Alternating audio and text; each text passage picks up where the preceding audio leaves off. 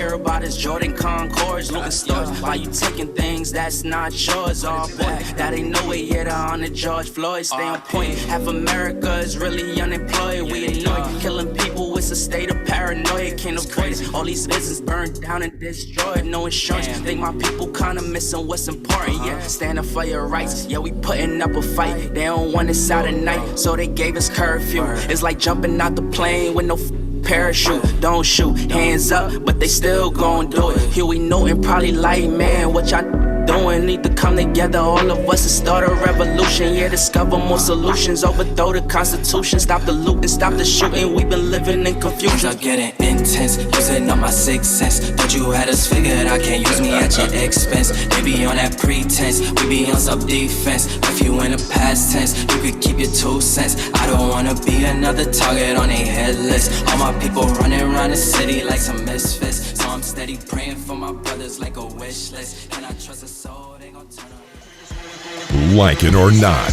with Benjamin Dixon starts now.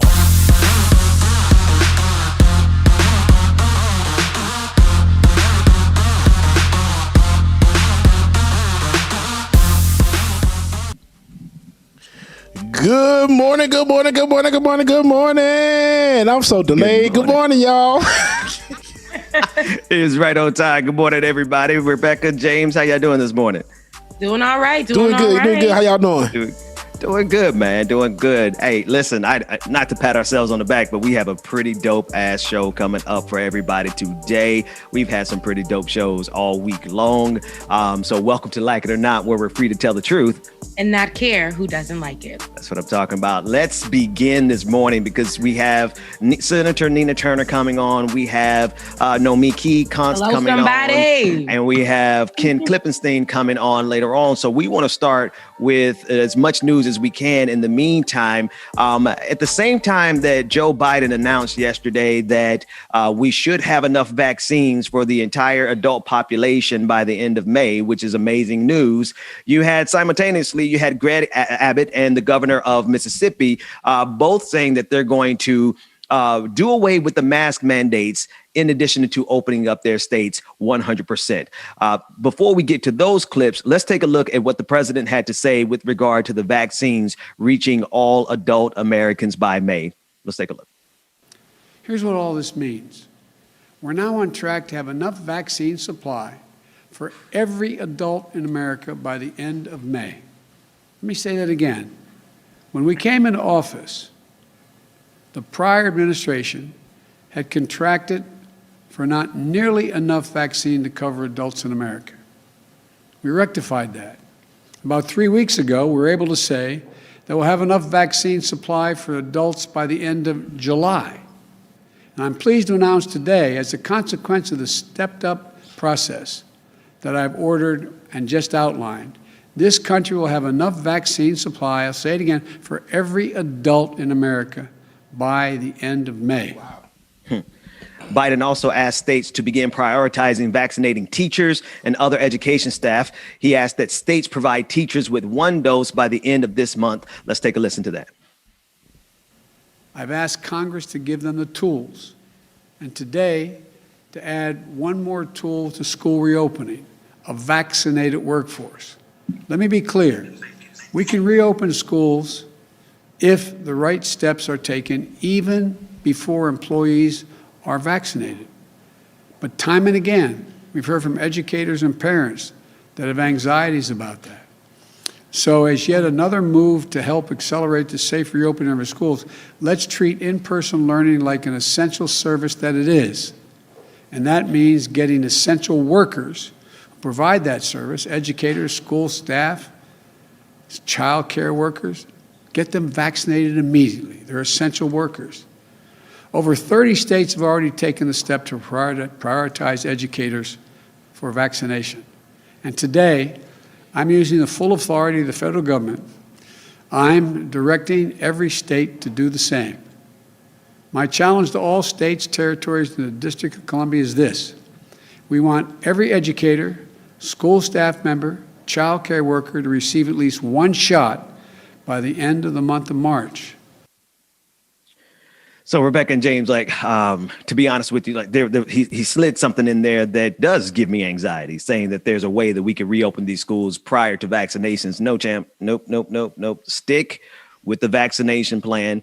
If we can get these teachers vaccinated, then absolutely, I think it's appropriate. Not just the teachers, right? The staff, the administration, the bus drivers, the cafeteria workers, all the above. Everyone needs to be vaccinated, because at a certain point it becomes destructive, like to throw us back into these petri dishes called schools without vaccinations is a death sentence for somebody. But putting that aside, everything else, I mean, it's encouraging to see that we will be able to get vaccinated, because honestly, I put myself somewhere in June, July, August for a vaccination, but it looks like we should be able to get ours before the end of May. What are you guys thinking about this, Rebecca?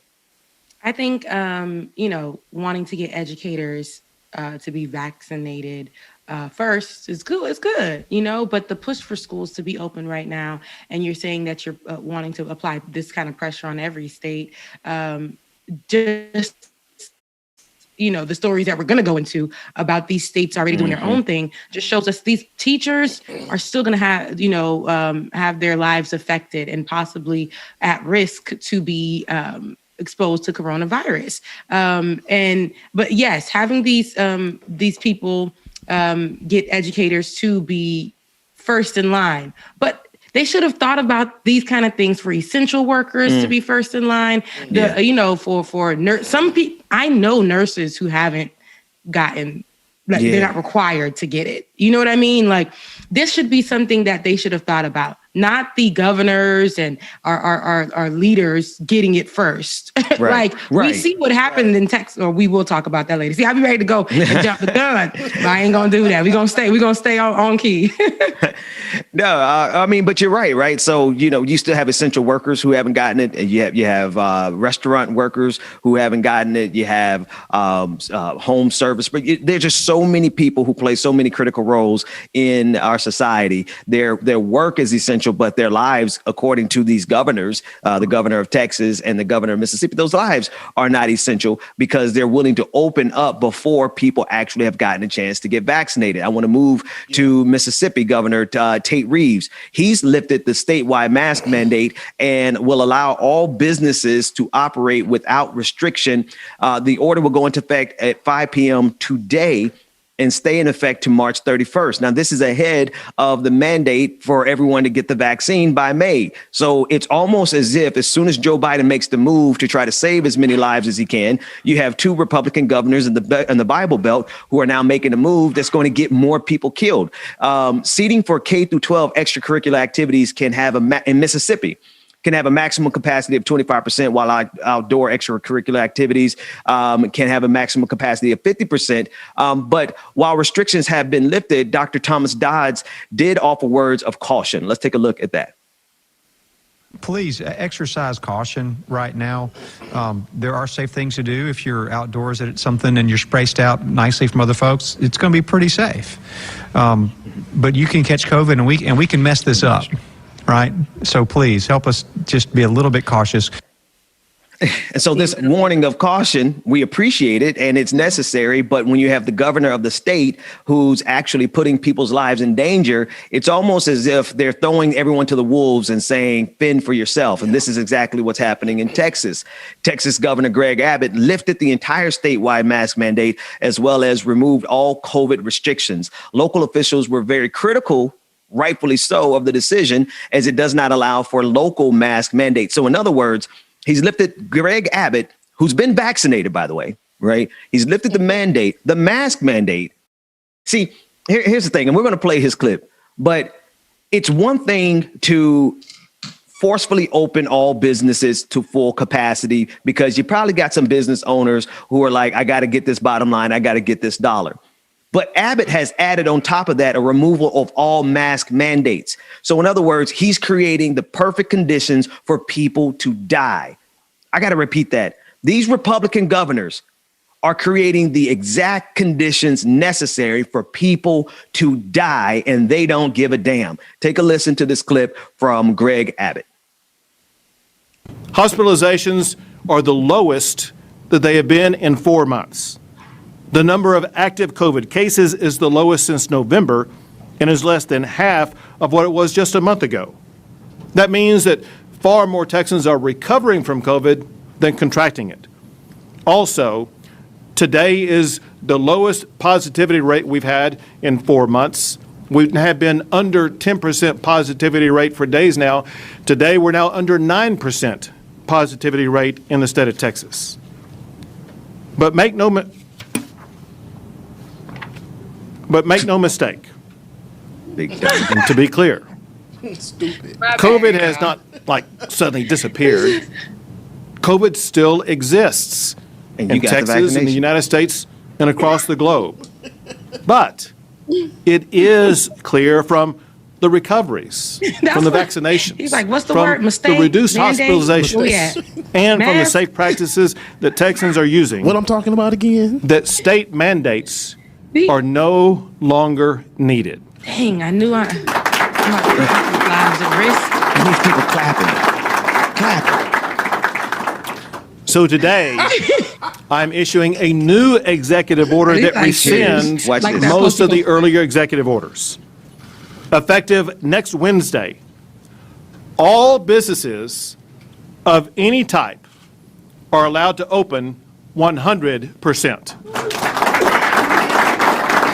Yeah, they're so dumb. No, he's so dumb. That includes any type of entity in Texas. They dumb too. The leader is Also, dumb as hell, and that just The leader and the followers dumb as hell. they all dumb. It's just it's a circus. It's a circus. This is literally circus. Trump 2.0. Honestly, Right. like they're just now they aren't hiding behind Trump anymore. They are out here like Trump did what he had to do. Trump jogged a little so I could run because they ain't flying style. But it's really interesting to me because I look at him like a mass murderer. Because at the end of the day, when people are not, because he got his shots, the 2 dosages, so he's set, he's good.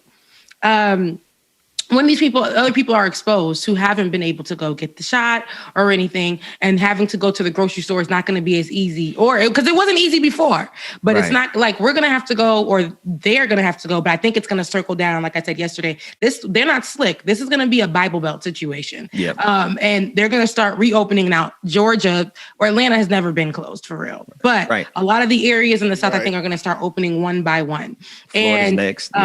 Yeah. So what it is, it looks like we're going to start going to these stores, and especially for Texas, they just been beat down, my God. But they're going to start going to these stores and going to be like, ma'am, stay 6 feet away from me. And without your mask. Just think about, well, I don't have to wear a mask over here. What? No, I can't do that to people.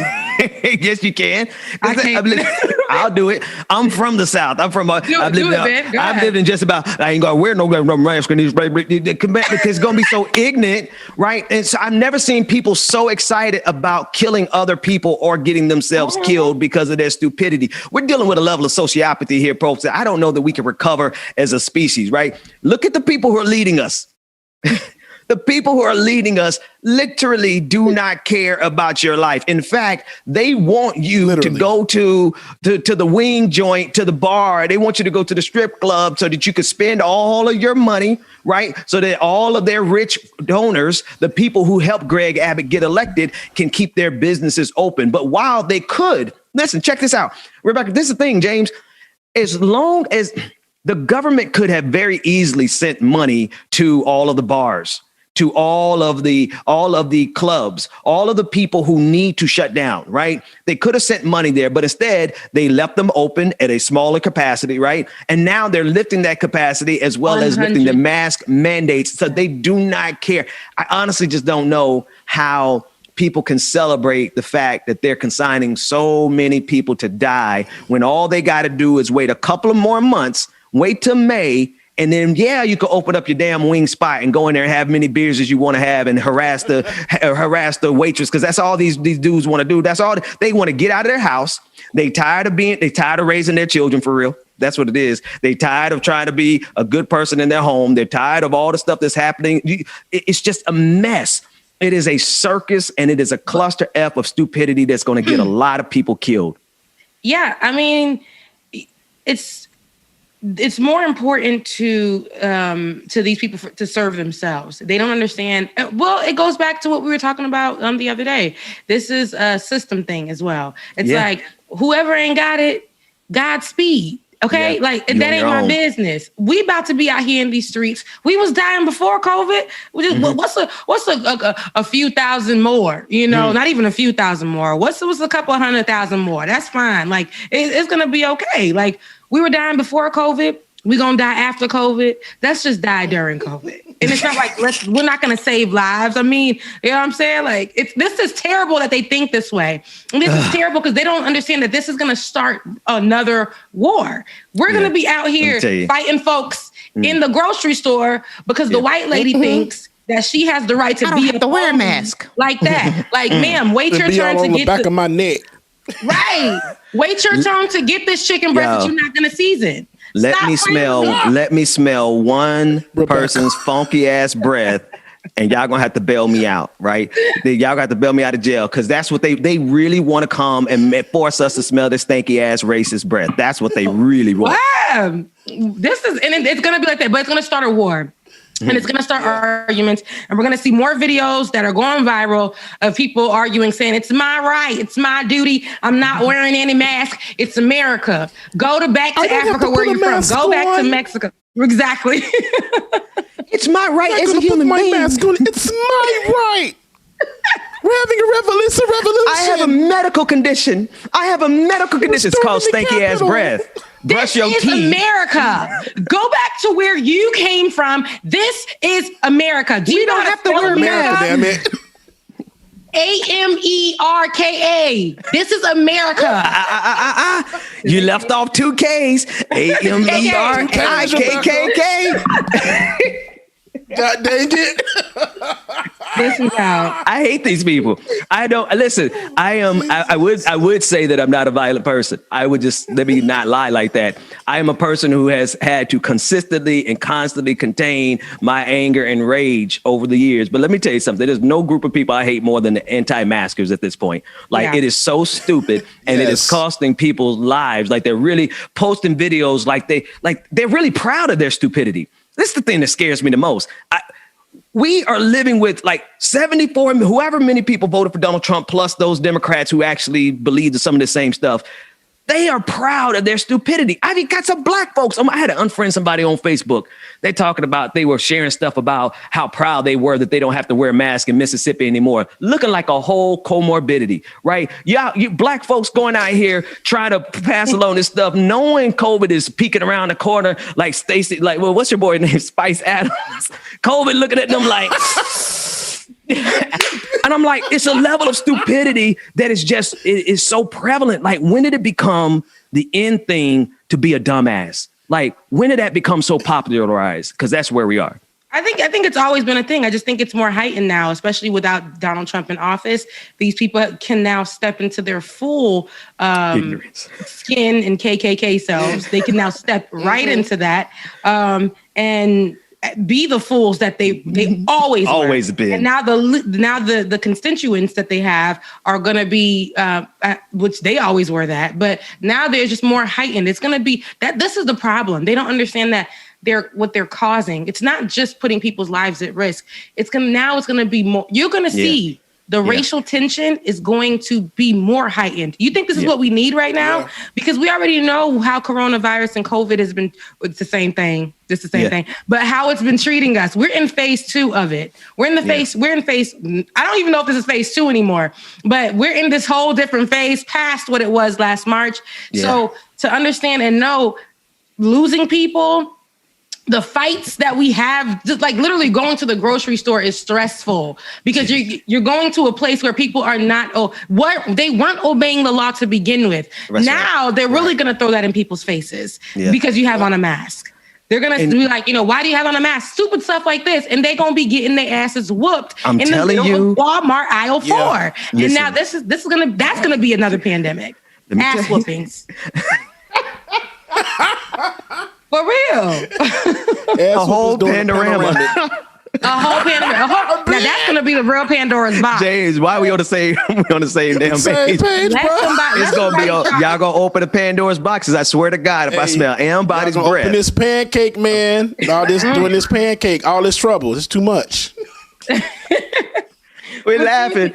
I'm laughing, but ain't nothing we can do with this country, man. This country is so far gone. Nothing. This country Texas literally has been beat down since last month. And for him to get up there and end these freaking restrictions after all of that y'all just went through, just a month. What the hell is wrong with you, man? The governor abandoned them. Was like, peace out. I'm about to go on vacation.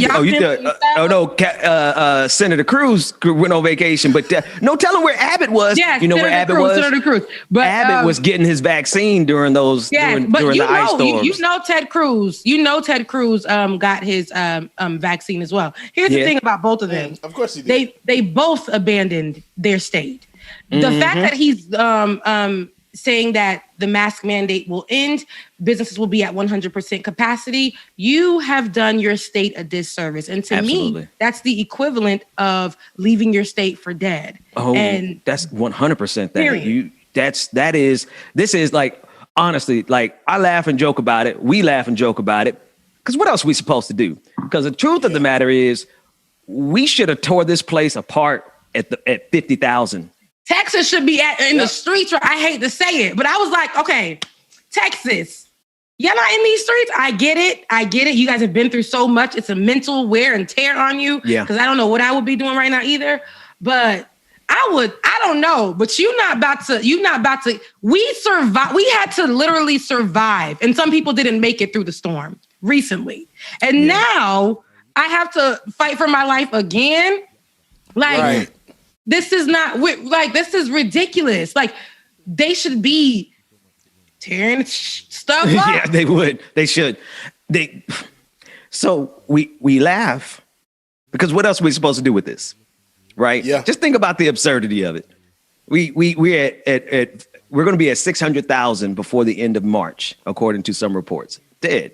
I'm not even going to allow myself to go into the anger side of this, because the anger side of this is like, honestly, like you said, Rebecca, we should be tearing this thing up. We should be tearing everything apart because they left us for dead. They did abandon us. Right. Like not taking care of the people is abandonment. Right. And it is abandoning the social contract. What good is the government? Why do we even have a government? Why have a government when in times of crises, they look just as dumb as like a damn Tom and Jerry cartoon my kids are watching this morning? Like they step out here and they take all of our resources. They take all of our taxes. They take all of our labor. And when we need them to actually be functional, they leave us for dead. Yep. So I've been over it since June. I've been laughing about it since June because I realized ain't nobody really about this revolution, because June, the George Floyd protest in conjunction with 100,000, I don't know how many people were dead by then, probably 150,000 people were dead by June. That's when we should have tore this place up. But since people are more worried about cancel culture.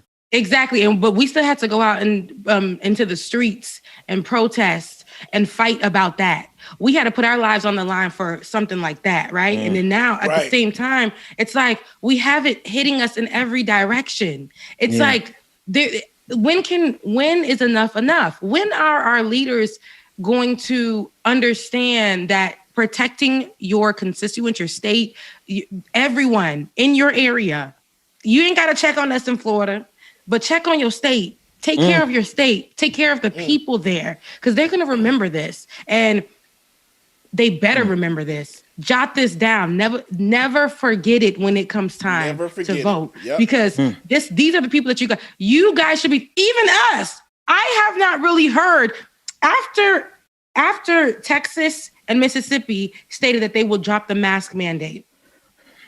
Our president should have acknowledged what they said. Because coming out and saying that you want to, of course, get COVID, get the COVID shots to who they need to go to first, things like that, your plans.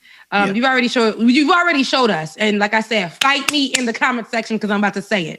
You've already showed us that you're not capable of holding down the fort or following your words, keeping your promises. You've already shown us that. So I thought Because y'all didn't even really show up for Texas. Y'all didn't really show up for Texas last month.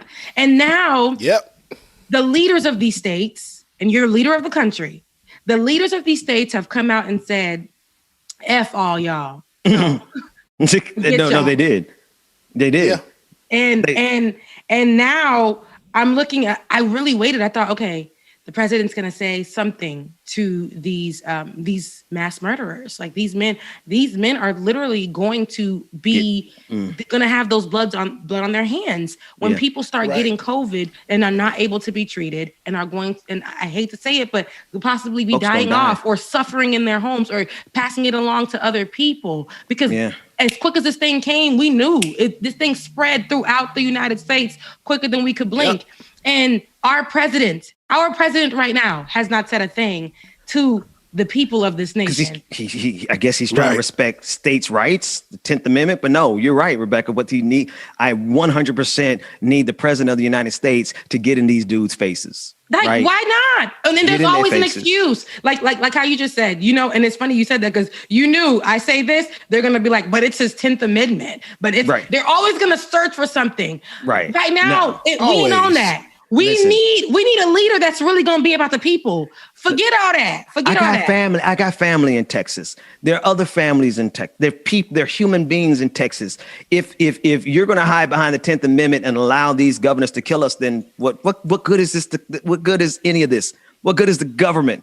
What good is the president? What good is the federal level of our government if they cannot protect us from the sociopathy of these governors who are more than happy to kill us off? Right? What good? It is no good. But I'm gonna keep my mouth shut because if I keep talking, the Fed's gonna keep recording and then gonna shut the stream down like they did earlier. They watching. They watching. I wish I could play 2 Chainz Fed's watching. I wish I could. that should be today's song. It really should. I tell you what, Fed's watching. We're going to go to a quick break. James, if you give us like just one really quick hitter quitter, and when we come back, we are joined by none other than the indomitable, the unbelievable and powerful sister Senator Nina Turner. We'll be back right after this.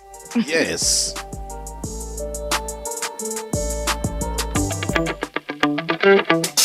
Time goes by and good morning, everyone. Shout out to everybody that's in the Lions Den. Shout out to everybody that's joining us in the chat room this morning. Wherever you streaming from, good morning, y'all.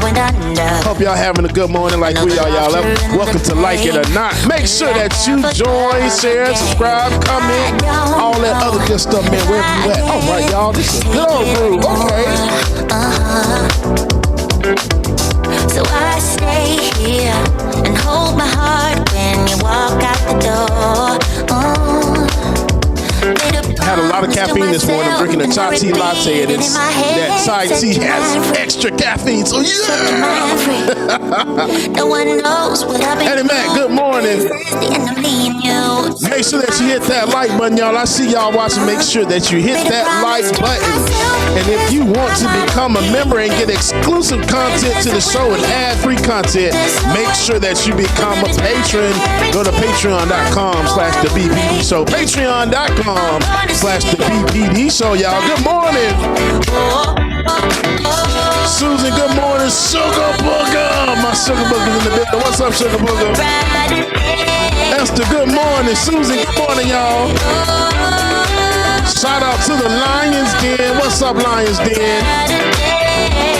Man, make sure that you join the Patreon, because if you do, you too gain exclusive access to the Lions Den. Don't want to miss it. Join the Lions Den, y'all. Be in there. Get that early stuff that we do every morning. Latif, good morning. Melanie, good morning. Make sure that y'all are hitting that like button, y'all. Alicia, good morning. Richard, brother, I appreciate that. And hold my heart when you walk out the door. Yeah. Made a promise to myself and I repeat, and in my head, set your mind free. Set your mind free. No one knows what I've been through, but this is the end of me and you. Set your mind free. Chuck Diesel, good morning, brother. Good morning, good morning. Marquez, you know, I couldn't do it today, brother. I tried. I was like, you know what? No Miami Vice today.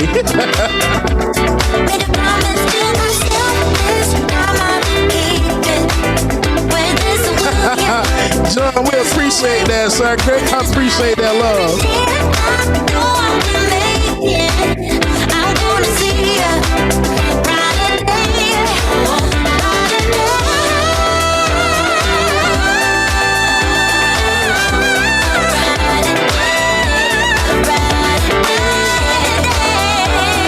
Philip, good morning.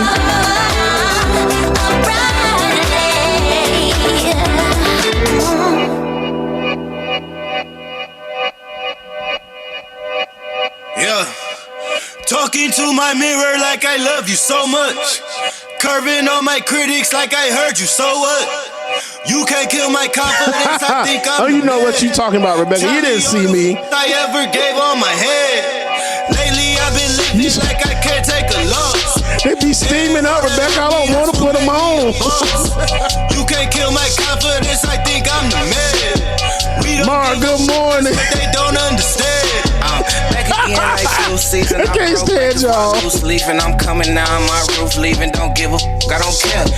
Did the by my lonesome. No wonder now I'm on one. No shout out to everybody that's joining us this morning. Make sure that you hit that like button.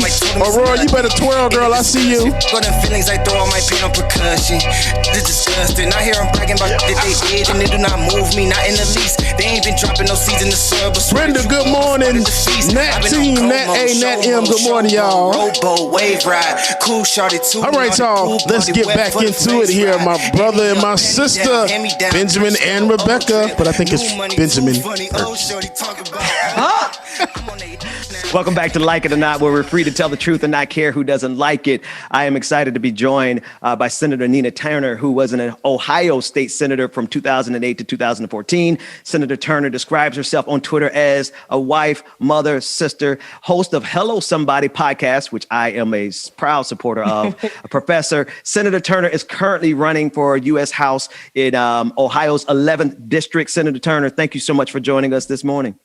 Oh, Dixon, it's so good to be here with you and Rebecca this morning. And DJ just lighting it up. I mean, I got to start my morning with Like It or Not. Oh, wow. Thank you, Senator Turner. I appreciate you. It is, and it's a joy to have you here with us to experience this. Listen, we've talked a lot. We've talked a lot over the years with all of your work for the progressive movement.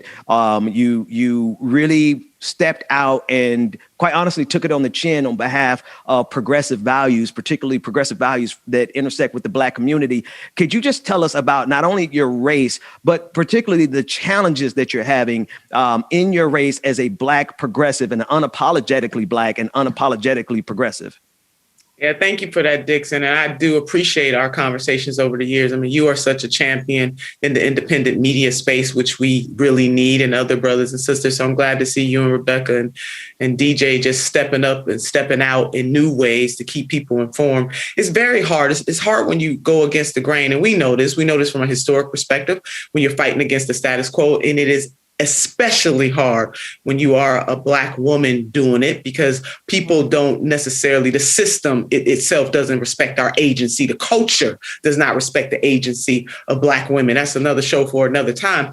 But I am glad to be following in the tradition as we move from Black History Month to Women's History Month, baby. I'm glad to be in the tradition of women like Congresswoman Shirley Chisholm, unbought and unbossed. So if people want to know what kind of Democrat Sister Turner is, check them notes right there. Clear my throat. I am a Shirley Chisholm, Congresswoman, the Honorable Shirley Chisholm, Democrat, unbought and unbossed. I am a sharecropping, standing up for voters, forming a new freedom, Democratic Freedom Party in Mississippi with my poor white sisters and brothers type of Democrat, Fannie Lou Hamer type of Democrat, where you guys remember that President Johnson, he was so afraid of that. He was about to he called a press conference to try to stop her message from getting out. Yeah. But all he did was to help it spread even more, baby. That's the kind of Democrat I am. And I'm gonna go ahead and throw in a little FDR for my other folks.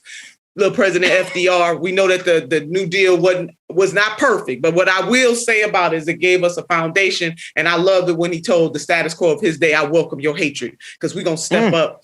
And that's what I'm doing. And so, yeah, they're going to come at me. They already are coming at me, forming, I got messages and yeah, they're going to come at me like worse than if I was a Republican, because that is what the status quo will do. I want people to know that I am the underdog in this race. They need to understand that. And so progressives, we got to get in here, show up and show out for this race, because not only am I running to serve the people of my district, this district where I was born and raised, the 11th congressional district in the great state of Ohio, portions of greater Cleveland and greater Akron. But by extension, as we know, anybody that's elected to the Congress, whether it's the House of Representatives or the Senate, every move that we make impacts the entire United States of America, baby. I am running for justice. I am running on an opportunity agenda.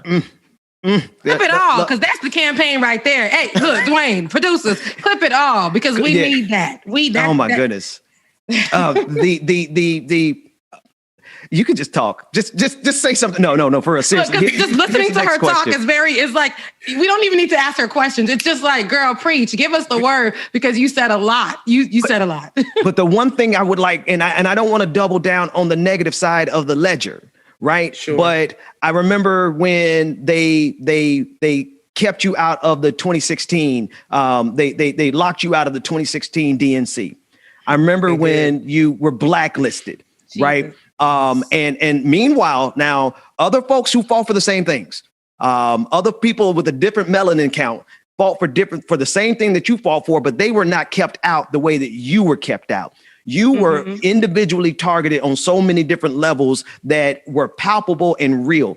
And so what is it about being a Black unapologetic progressive that triggers the Democratic establishment in a way that it's like all hands on deck to stop this Black woman? Oh my God, Dixon, that is inquiring minds want to know.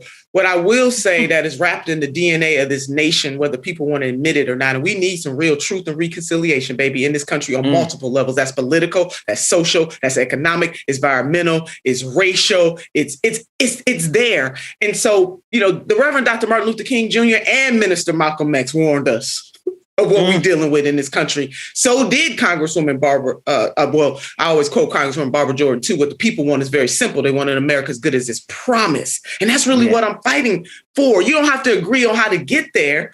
But when somebody is fighting for health care, because we have almost 100 million people in this country who are either underinsured and uninsured. I mean, just with the unemployment rates alone, 12 million folks lost their health insurance because it's commodified and attached to a job. You might disagree on how to get there, but you want to attack me for that? I'm standing up saying that we debt. Oh, Lord Jesus. Yeah, we need to cancel student debt.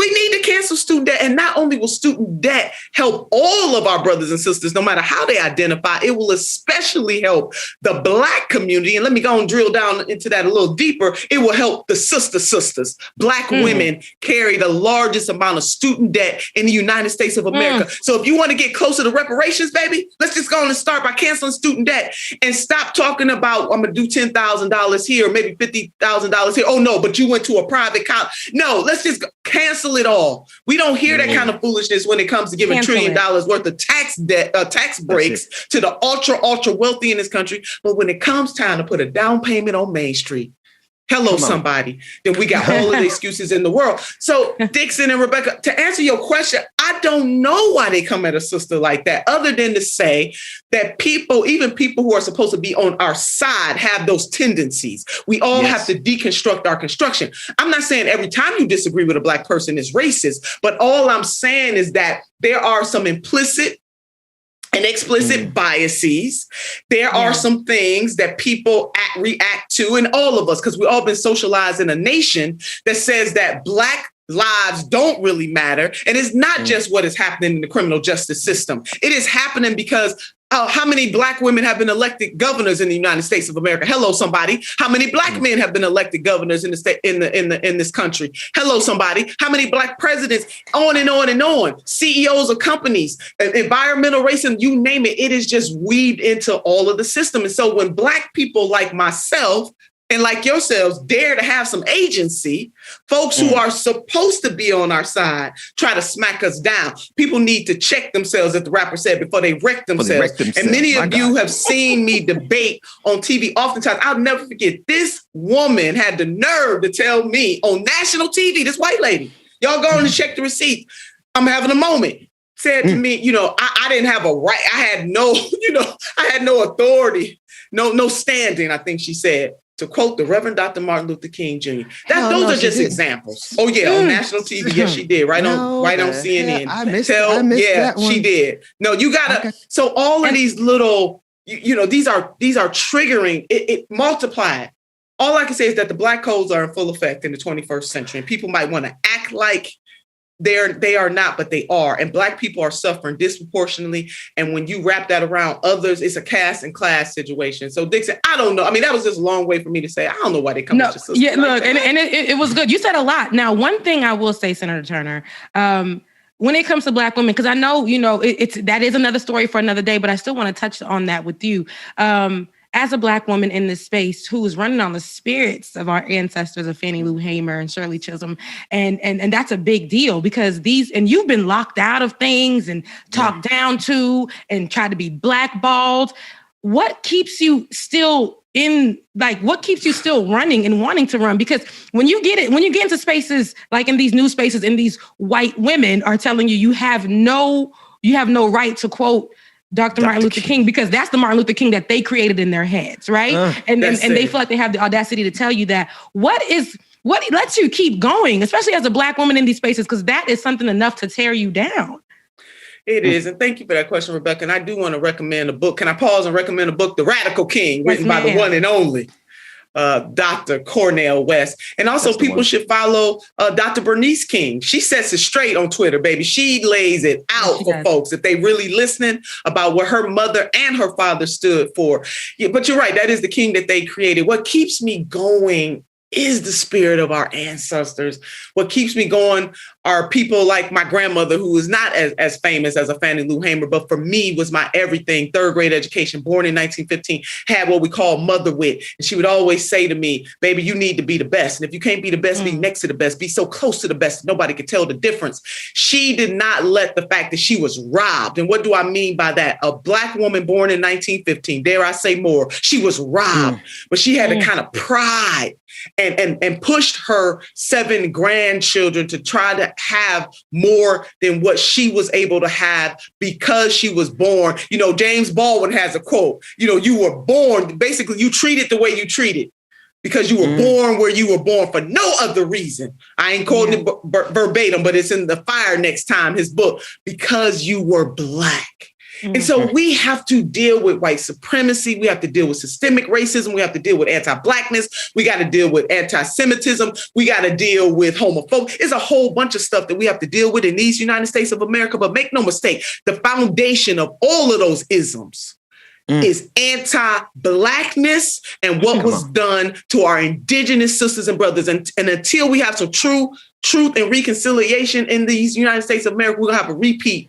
We're going to have to repeat the lesson over and over again. January 6th was just a manifestation of unfinished business in this country. So I'm running, and then Sister Rebecca, what I am a praying woman. God knows I pray, I meditate. I am a preacher's kid. And those are the kinds of things that I lean on in my moments of pain and feeling very overwhelmed. Because again, I'm fighting for justice. It doesn't make me perfect. It doesn't make me infallible. But to have people come at me the way that they do, it's not enough just to disagree with my position. You want to just all out destroy me or destroy our movement. And that's wrong.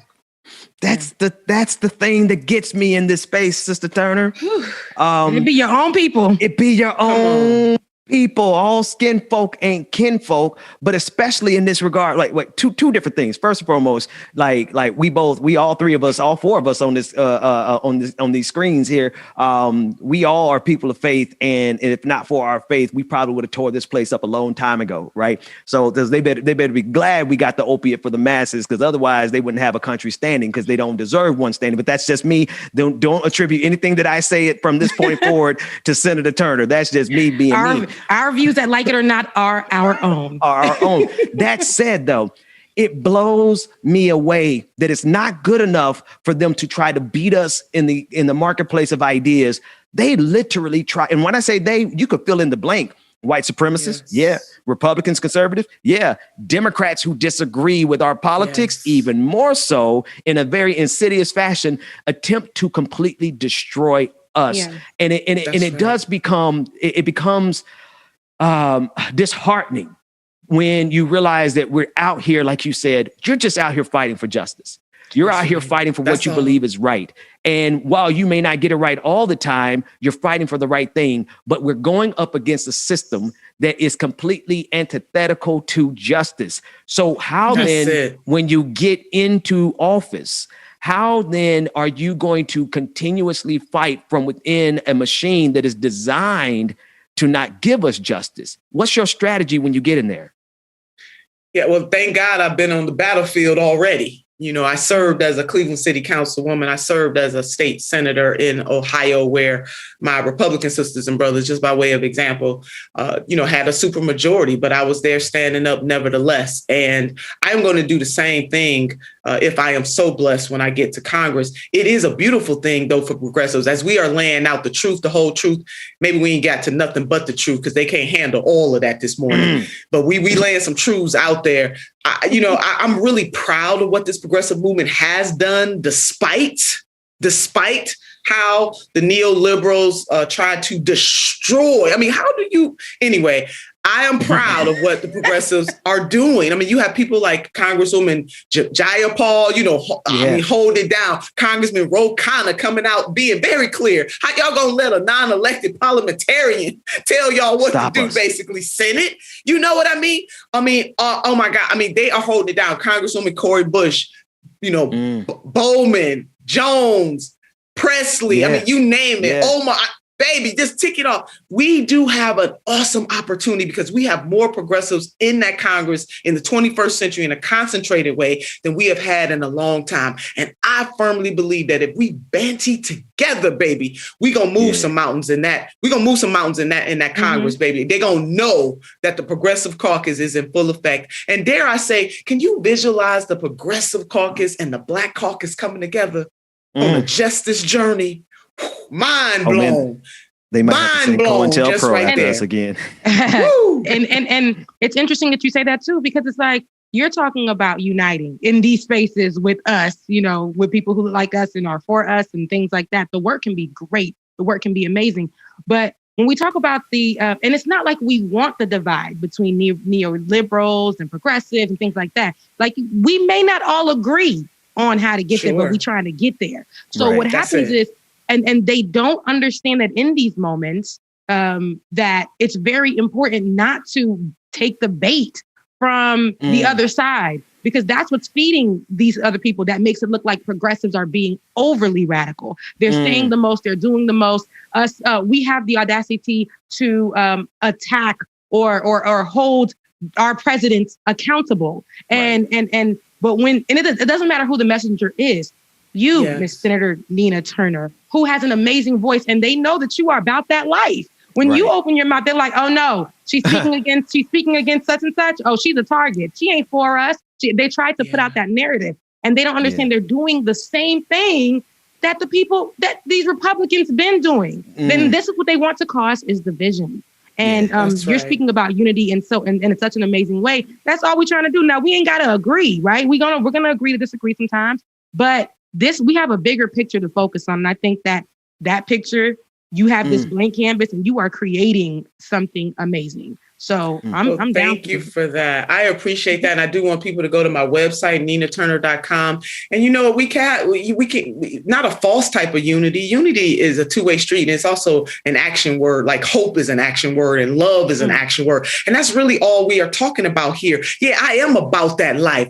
I am about talking about the people who are suffering in this country. So let's go and unify around a $15 an hour minimum wage increase, shall we? Let's unify around canceling student debt, shall we? Let's unify around understanding that when you have a discretionary budget of $1.3 trillion and over 50% of that goes to the military industrial complex. Can we just unify around the fact that we can take some of them dollars, since we spend more money than the next 10 industrial nations combined on the military? We have what it takes to be safe. But however, safety also means domestic safety. That means education. That means healthcare. That means dealing with the evictions. That means dealing with changing people's material conditions, and not just talking about it, but being about it. Listen, the Democrats, we got what we asked for from the voters. So now it's time for us to deliver. We said, give us the White House. They did. Check. We said, help us to hold the House of Representatives. Check. They did. We said, oh my God, help us win Georgia, baby. And you're going to get that $2,000 check. And then here we are in March, and they still ain't got the $2,000 checks. So let's unify. We can be unified. Let's unify on changing the material conditions of people. And for the next 2 years, Democrats, let's go on and do this thing on behalf of people. That's what we're going to unify. So I can work with anybody. I want people to know this. I feel this in my bones because my proximity to pain is real. I have been a part of the poor, the working poor, and the barely middle class. And baby, I will never forget where I've come from. So my proximity to pain is intact. And so I liken this to people being in the middle of the ocean, millions of them saying, save me, I'm drowning. And instead of saving them, you say, I'll be back, we got to go on recess. Instead of saving them, you say the parliamentarians said we can't put $15 an hour, a minimum wage increase, which is the compromise amount, because if the minimum wage had kept up with productivity, baby, it'd be closer to $25 an hour than it is now. Telling people to wait. Why do the poor, the working poor, and the barely middle class in this country have to wait all the time? It is time out for wait. So people are drowning. They're losing their lives and their livelihoods. They are making a choice between, and even when they get that little check, somebody going to be knocking on the door, the electric company, the gas company, the landlord, on the door saying, I need my money.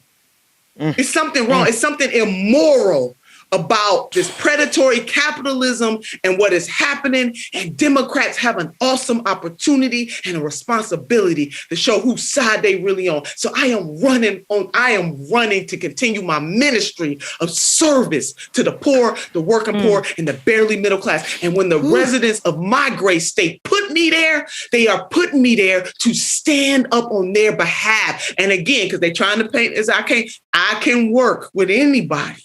But working with does not mean acquiescing to. That I will. Oh, come on, somebody. Hello, somebody.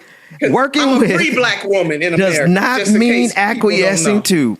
That's the vibe. That's the truth. Let me say a couple things here real quick. The website is ninaturner.com.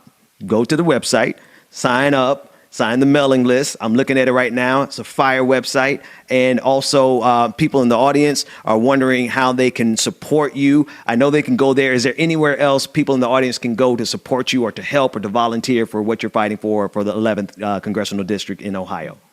Well, that's it, Dixon. They can sign up to volunteer. We're doing text and phone banking. So just please, time, talent, and treasure. And then there are lots of grassroots organizations that are in support of this campaign that have come out. Democracy for America, MoveOn.org, Roots Action, Progressive Democrats of America, Our Revolution. I'm not sure if I said Our Revolution. I led that organization. Yeah, so you can join an organization, join a movement. And I do want, Rebecca, and I want Dixon, I do want people to know that this is so much bigger than me. This ain't about me. I'm just a tool. I'm just a conduit. All of us, titles are good, but purpose is better. And we need more purpose-driven people from all walks of life, conscious-minded people, whether you are Black or white or Hispanic or indigenous or Asian or just kind of like that swirl in between, no matter how you identify, gay or straight, baby, atheist, agnostic, Christian, Jew, Gentile, Muslim, baby. It don't matter. If you are a conscious-minded person, baby, we can do a great work together. I want folks to join on and help us go to Congress. I am going to take the people who are suffering the most with me as I walk the halls of Congress. We will and we can do great things together. Yeah. This is bigger than me. This is bigger than my run. This is about a movement to change things for the poor, the working poor, and the barely middle class in these United States of America. And by extension, the world, because Dr. King already told us what happens to one directly happens to us all indirectly. We got to deal with what's happening in our nation. But we also have to understand that we are citizens of the world. And baby, if you didn't understand that pandemic, in the words of my grandma, show enough. Grandma would say, show enough. I know that pandemic, show enough. Then let you know that there's an intersectionality in all that we do, the air that we breathe. The food that we eat, the lives that we live, baby, are all intersectional. We need each other. Absolutely. Well, if all hearts and minds are clear. Look, I hope everybody was fed this morning. It's only 9:30. Show is over. Look, it's over. It's over. It's a wrap. I really hope everybody received.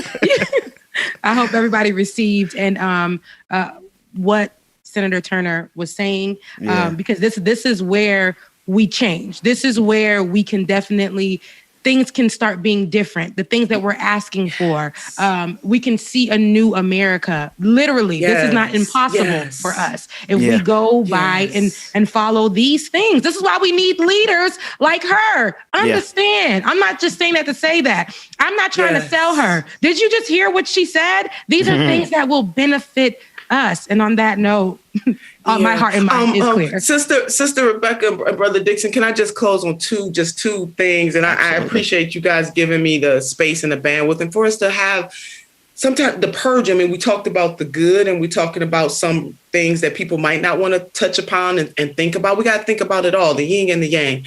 But I do see that there's promise in the problem. And I run because, when Rebecca, when you ask me, I mean, our ancestors and even people who are living right here today, it ain't even just about our ancestors. It's about elders that are living today that can tell a different story about what they had to endure. I'm running for the past. I'm running for the present. And baby, I am running for the future. But there are two quotes that bookend our campaign. And when I say our, I mean this progressive movement, because this is our campaign. One is what Congresswoman Barbara Jordan said. What the people want is very simple. This ain't complicated. They want an America as good as his promise. That's why I run. Medicare for all, canceling student debt, reforming the criminal justice system. Not just what's happening in the streets from law enforcement agencies, but it's in the courtrooms, baby. It's the prosecutors we elect. It is all of that. It's the prison industrial complex. All of that. All of that matters. It's the environment. It's all of that. So what the people want is very simple. They want an America as good as his promise. Congresswoman Barbara Jordan. And the other bookend to it does come from the Reverend Dr. Martin Luther King Jr. I don't have this one memorized, but I just want to share this with your viewers. And I'm asking people to listen to this with their heart. He said the following: power without love is reckless and abusive.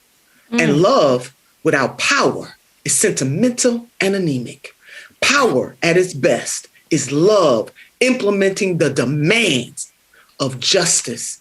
And justice at its best is power correcting everything that stands against love. Baby, this is power and love together.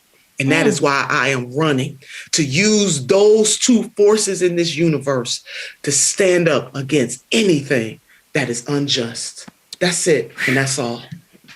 Listen, Senator Nina Turner, everybody, Senator Nina Turner for Congress. Make sure that you visit ninaturner.com. Am I right? ninaturner.com. Yes. And with that being said, you guys, we'll have more Like It or Not right after this. Y'all go ahead and take a breather real quick. Let that sit and sizzle in your spirit. You need to play some Kirk Franklin after that, James. Go ahead. I can't even talk, man. That thing shot up in my sauna now, boy. Like, ooh, Jesus. Woo. Senator Nina Turner, thank you so much. Y'all, producers, make sure you clip everything on that. My God, today. Woo, Jesus. Man, that was amazing, boy. I am, Lord, boy, I'm about to run around this room. All right, y'all. I'm gonna get y'all to some of this music. Let y'all die. Woo! Yes, Lord. Like for real, some Kirk Franklin needs to be played right now.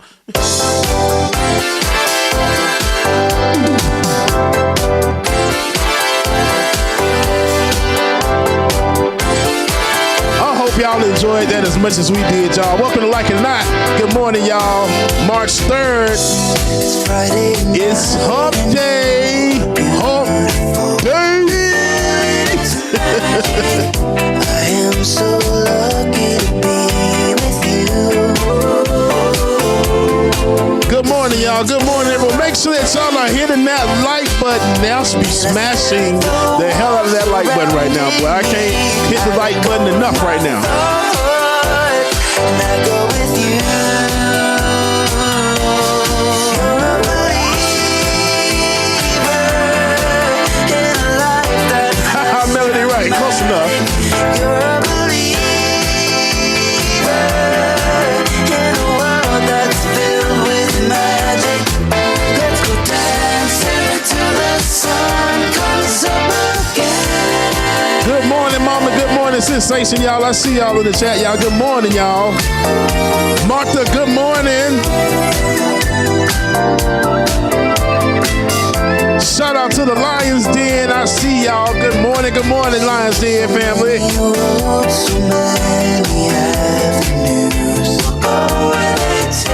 Shout out to everybody that's streaming us on Facebook right now, y'all. Good morning, y'all. And Twitch, I can't forget about y'all too. Good morning. It's been a rough day, and I stare at the walls surrounding me. I let go of my thoughts, and I go with you. Priscilla, oh, just wonderful. In a life that's less dramatic, you're a believer. Are y'all talking about me? In a world that's filled with Yeah, I was shouting. That's why I love you.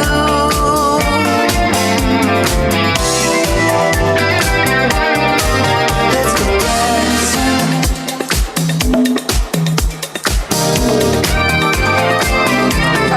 Afraid not. Right, do the hustle.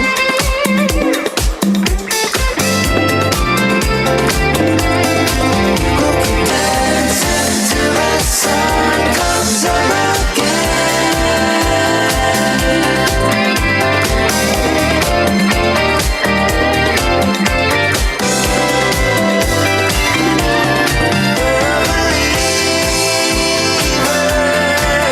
Mama Bina, good morning, East Point neighbor. Go cool. in a world that's filled with magic. We'll keep dancing till the sun comes Okay, Rebecca.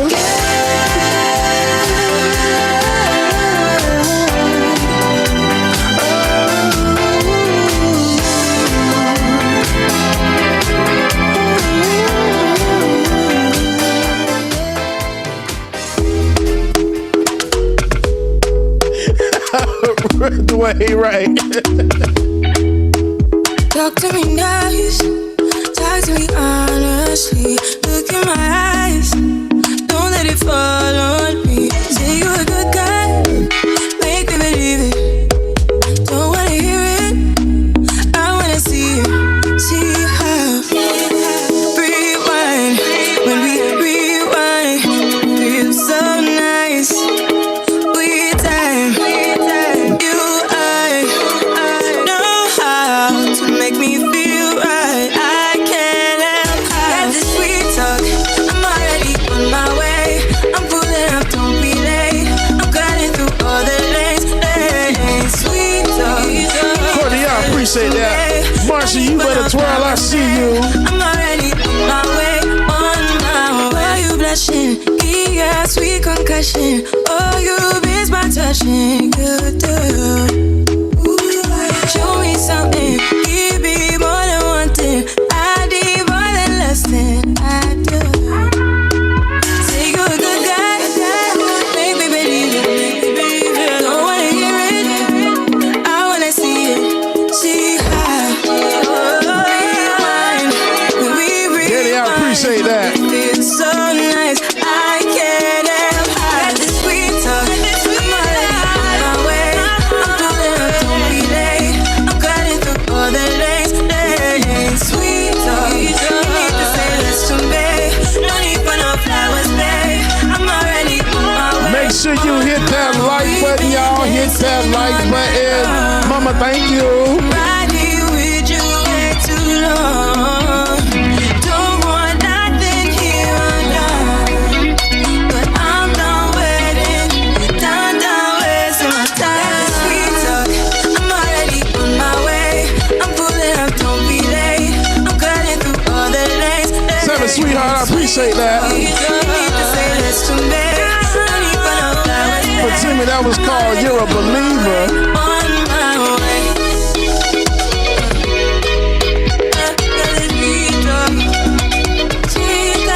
All right, y'all. Welcome back to the screen. Rebecca and Benjamin. Oh, look, I'm still getting ready. I wasn't ready. Ooh, I wasn't ready. She wasn't ready. I wasn't ready. No. Hey, man, get out of my head, James. Me and James, I've been in sync today. We've been in sync all day, bro. That's the brother. That's the brotherhood. It's neat. I went to church. I just had church, y'all. I'm sorry. And whole church. Senator Turner would do it to you. So much so that in between takes, I was in the background doing my little shout dance, and one of the producers was like, "What has Ben doing?" No, he said Ben's back there trying to wake up, and I wasn't even looking at the screen, and he's just jumping around. I said, "Oh no," I wasn't even looking at the screen. I already knew what it was. Now he's shouting. Right, he back there shouting. I did not know that y'all could see me that far the distance, but you know, hey man, Senator Turner is phenomenal, and you know, y'all go vote for that woman. Donate, help her when get time comes, because we absolutely need people who have that conviction. That conviction, man. That's what I'm talking about. How can you not, though? How can you not hear somebody who wants good for everyone, but specifically folks that have never had good done for them? People who look like her and represent that. How can Black folks and others not care and not see how big that is? And not only not care, but fight so hard against it. Fight so hard against it. And then it be your own. That's what I'm saying. And they don't understand that the right is going to do the most to cause division in this space. We don't see that with them. They don't have the we just know Republicans to be Republicans. Here with us, just because we have different thought process, they want to definitely break it up to these labels and things like that, and then cause us to be against each other when we're all under the damn umbrella of being Democrat, whatever, right? We are, and we all are fighting against the same white supremacy. Right? Like wanting the same end goal, you know, not all of us want the same end goal, but that's the problem. For the most part, you know, Black folks, we want the same end goal. And if we get together, we should be able to produce a congresswoman out of Senator Nina Turner. Let me tell you something. I just dropped some green tea in this thing right here on that break. This green tea is bussin'. Rebecca, what else you watching? Pay me no attention. Meanwhile, I got ginger tea, and ginger tea is the best. But what else I am watching? Let's take a look at what we got. Before I get to what's going on, I really wanted to play a cute little video. Oh, yeah. And look, take us back down a little bit, get us off because I'm ready to shout still. It's just in my like you said, Bubba, it's in my shana. But I wanted to play this video of this cutie patootie lifting our spirits as well. Oh, happy day. Oh, happy day. Oh, happy day, oh, happy day, this life, this life,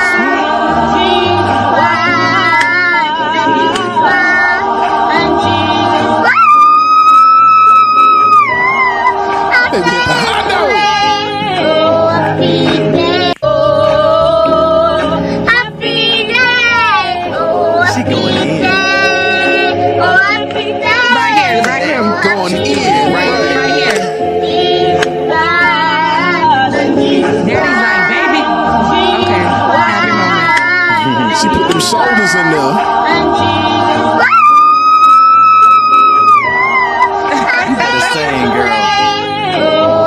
Oh man. It was the stank face she gave herself. Like, yes, I did queen. that. Yes, right. Princess. That's what now. You know, I know Dad is he's playing around, right? He's acting like, oh, what is she doing? But you know that man's so proud of his little baby now. He uses her. Look, because if I have a kid, when I have a kid, y'all know I've been talking about this for a minute. So, why you think I work so hard? I be seeing brilliant use dudes. These kids. I be saying like, Rebecca, I know you try to get it done, and never mind. Go. I'm trying to pop them out so I can put them to work. What you mean? Right. Like, look, I need you to do this right quick. I'm gonna set up this camera, and I want you to just act like you can sing, okay? Yeah. And so I could tweet out that my 1-year-old daughter just came and told me when I said I didn't have no money, Mama, it's okay. I know we're gonna make money. So I can tweet that out. My 1-year-old daughter said that. Because they be lying. Because your 1-year-old daughter ain't saying nothing but blah, blah, blah, blah, blah, blah, blah, blah. That's all they be on the internet lying on their babies. Because if it show me a video or it didn't happen, my 2-year-old discussed the inequality. No, they didn't. If my 2-year-old can talk about social injustices, yes, and talk about my 2-year-old's gonna ask for reparations.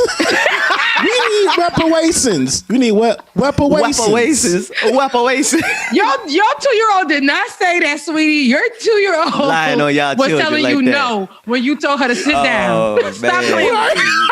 Lying on y'all children. Y'all badass kids. Stop playing with me. Little white baby, they be like the little white babies. My white baby, 2-3 years old, said Black Lives Matter. Actually, Black Lives They Matter. don't say 3 years old. They be like, my baby, my 36-month-old baby. It's time to stop counting the months. It get a little more complicated over 2 years. You know what I mean? Like, why am I still saying my baby is 36 months? My baby knows how to say a few things. Okay, my baby's pee is has ammonia in it now. It's grown folks pee. It ain't baby pee no more. You can leave it to Rebecca to think ammonia. Like, my God. Anyway, what? Hey, listen, Coming to America 2 is coming out this week. We got to find a way for all of us to watch it together. We got to find a way for us as a group. Unfortunately, that means you got to have Amazon Prime, and I absolutely hate Amazon. And Jeff Bezos has a seat in hell next to I have Donald Amazon Trump. Prime, but I do have Amazon Prime. Too. I'm it's not even mine. Look, everybody's system on my TV ain't mine. Do I even have it? It's everybody else's on mine. But yeah, I will be watching. Black folks. You can't do nothing with us. It is the best. But Rebecca, what's that thing? I saw a headline about the first Coming to America movie. Eddie Murphy just did an interview about what you have that? So while on Jimmy Kimmel, Eddie Murphy revealed that Paramount wouldn't let them film Coming to America with an all-black cast, saying that they forced them to hire a white actor. Let's take a look. Because the whole cast is black, and this was back in the 80s. So it was like, we have to have a white person. We can't it has to be a white person in the movie. What? And so it was, who's the funniest white guy around, right? And then Louis, we knew him, was cool with him. And so that's how Louis got in the movie. Wow. Louis, which one was Louis in the movie from Coming to America? He was the fry guy. He was a guy. He passed away. Then he I started off Anderson. sweeping. I started off sweeping, and then in 2 weeks I moved up to fry. He's a good dude though. But he was. I think he was necessary though for the movie, not because he was white, but because he brought that person that was necessary to the movie. He brought that character to life. Yeah, he brought that character to life. And but at the same time, we shouldn't be forced. Yeah, and that's a fact. To be put in no white folks and none of our production, because at the end of the day, y'all had to create diversity and inclusion just yesterday to include us into y'all movies, into the background, the production. Y'all just had to do that. So in order for that movie, and then it was said to Eddie Murphy and them that the movie wouldn't be where it was without them having, Wait, they said that after the fact? This is what that was talked about. Like, basically the movie could have not been as big as what it was, which look what happened with that movie with a mostly 99.6% black cast. Because Louis was a big dude, yeah. But he was a good dude. He was a good. I ain't got nothing bad to say about that man. He was a good man. Just from one big man to another. That's all. Right. We can say that. We big people. We can say that. But I say that to say, honestly, don't ever, and I'm glad that Eddie Murphy did add who they needed to add. But at the same time, in these spaces, I thank God that we have elevated about this much when it comes to our space in film and our space for television shows, that we can shoot to have an all-Black production team and shoot to have an all-Black cast. And don't ever tell us that we need to add a little sprinkle of whatever, because it makes it better. It makes it more inclusive when you guys have so much work out there that has garnered God knows how much attention. And we watched it because society told us that was okay. We thought it was normal to watch this all white situation at the movie theaters and us not see ourselves on screen until somebody thought, I don't see myself on screen. So when we do all Black casts and we do that, and just like when Black Panther, remember when me and you were talking about it, Ben? Yeah. When the movie first came out, and we had to combat, get them together, gather them up, read them for filth, and send them back to, whoever. The sender. Yes, because at the end of the day, they try to tell us, why do they have an all Black cast? That's racist. Let me tell you something, Karen. You need to focus on y'all movies being all white and all that stuff. We got them together. Yeah, go watch I watched The Notebook, and then our version of The Notebook is Love and Basketball. Right? Love and Basketball. So leave us alone. Let us be. Why colonizer? You missed it. You got to drop the. Leave us alone, colonizer. Leave us alone, colonizer. Leave us alone, colonizer. Hey, he ain't getting no house in Love and Basketball. That said, I need to put this out in the universe, Eddie, and everybody else. We need a remake to Harlem Nights as well, right? I'm looking forward to Come to America too. It's gonna be dope, but I need Harlem Nights because that one that's the movie for me right there. Oh no, man! I don't know if a second Harlem Nights. I don't know if it'll be good. You don't think it'll be good? A sequel to Harlem Nights? No. Yeah. Coming to America, I think it would be okay. It's all right to remake, because they still got the majority of the characters are here. But Harlem Nights, ain't nobody left. If you really think about it. I don't want them to be. I don't want to do a remake. I want Harlem Nights 2, like an actual. You want an actual sequel? Yeah, an actual sequel where you could just. I mean, they could even do a remake, right? We talked about. I think somebody said Della Reese's role. She's gone. Could be played by Monique.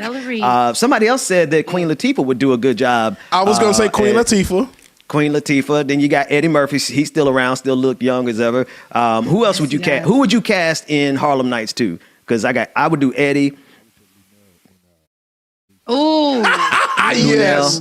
Lunel. Dwayne. So again, Dwayne, when you do these jokes, you got to make sure the audience can hear you because they be thinking we crazy. They be thinking we just hear voices that I hear. We be like, You looking like they want to laugh too, Dwayne. They love your voice, by the way. Meanwhile, he's a married man. Oh man, Rebecca, bro. I hate Rebecca. All of it. All right, so let's do this. Let's talk about another story here. We have two more guests that are coming in a few minutes, but I do want to talk about the testimony that happened yesterday with FBI Director Christopher Wray, as he had to answer ridiculous questions from elected officials who tried to throw the responsibility of the January 6th treasonous event, terrorist event, at the feet of leftists or quote unquote fake Trump supporters. We have a couple of clips. I want to take a look at this first clip as he responded to this foolishness. And I understand from your testimony previously that you did not see Antifa or left-wing groups playing a significant role in the January 6th insurrection. Certainly, while we're equal opportunity and looking for violent extremism of any ideology, we have not to date seen any evidence of anarchist violent extremists or people subscribing to Antifa in connection with the 6th. That doesn't mean we're not looking, and we'll continue to look. But at the moment, we have not seen that. So even having to address it in this way, right, in this manner, because what Republicans have consistently done through this entire episode is to try to confuse the issue. They've tried to throw off responsibility for their followers, for their supporters, for the people who voted for them, marching up the steps of the Capitol in order to overthrow the results of this election and to overthrow the government, quite frankly. And so Republicans have consistently forwarded this narrative that it wasn't really Donald Trump supporters. And so to me, it's like, it's still like lockstep key with the just complete absurdity of this country, because, you know, we looked at there were Trump flags, right? There were people out there with their Make America Great Again hats on. Like, there are people out there willing to die and willing to kill with all their weapons on behalf of Donald Trump. Now, FBI Director Wray added that over 300 people had been charged in connection with the events of January 6th, including Oath Keepers, which are overwhelmingly 100% conservatives, what I'm saying, overwhelmingly, and the Proud Boys. The Proud Boys that Donald Trump himself literally said, stand back and stand by. And so while Republican politicians are trying to confuse the situation, the fact of the matter is the people who are being arrested for it are literally the most conservative Donald Trump supporters that you can imagine. So Rebecca and James, it's just another, they just think we boo-boo the fool. They think that we don't understand, like we should not believe our lying behind eyes, right? But we know what we saw. We know we know what they were after. They were after getting Donald Trump in office. As a matter of fact, they have plans for tomorrow, March 4th. They have plans tomorrow to do part 2 of this to make sure that Donald Trump stays in power. So to me, it's like, at what level of, we couldn't get away with this. Children in your house couldn't get away with this. This is literally like a kid with their hand in the cookie jar looking at mama and saying, I don't have my hand in the cookie jar, but yet and still this is going all the way to the U.S. Senate, all the way to the U.S. steps of Congress. I don't know. It's just a level of absurdity that is so ridiculous. And now I understand why they're able to get away with what they get away with, because we entertain it. We let them bring us that foolishness without us just shutting it down and saying, shut the hell up with all them lying ass lies. Rebecca.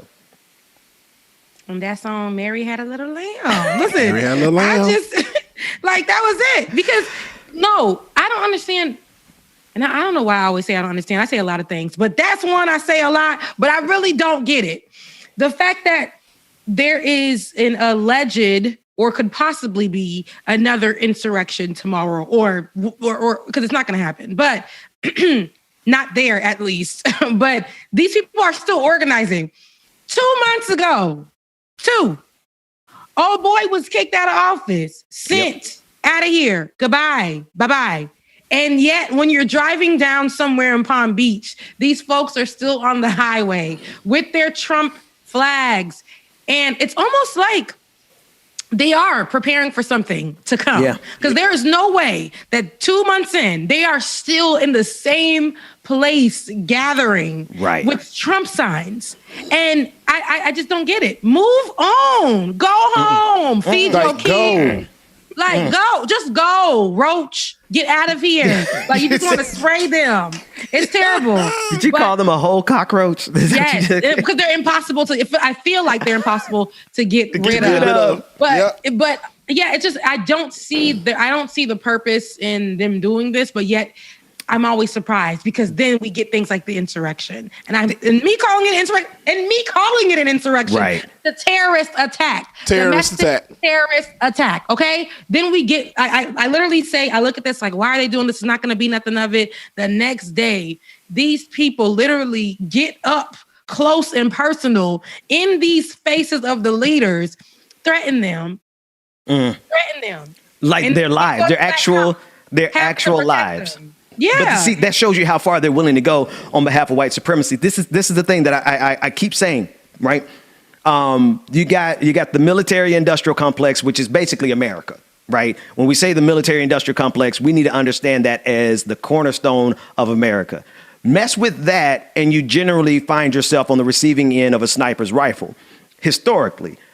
But they are so committed. America, that military-industrial complex, is so committed to white supremacy that they let these folks march up the steps and undermine and literally threaten the halls of their power.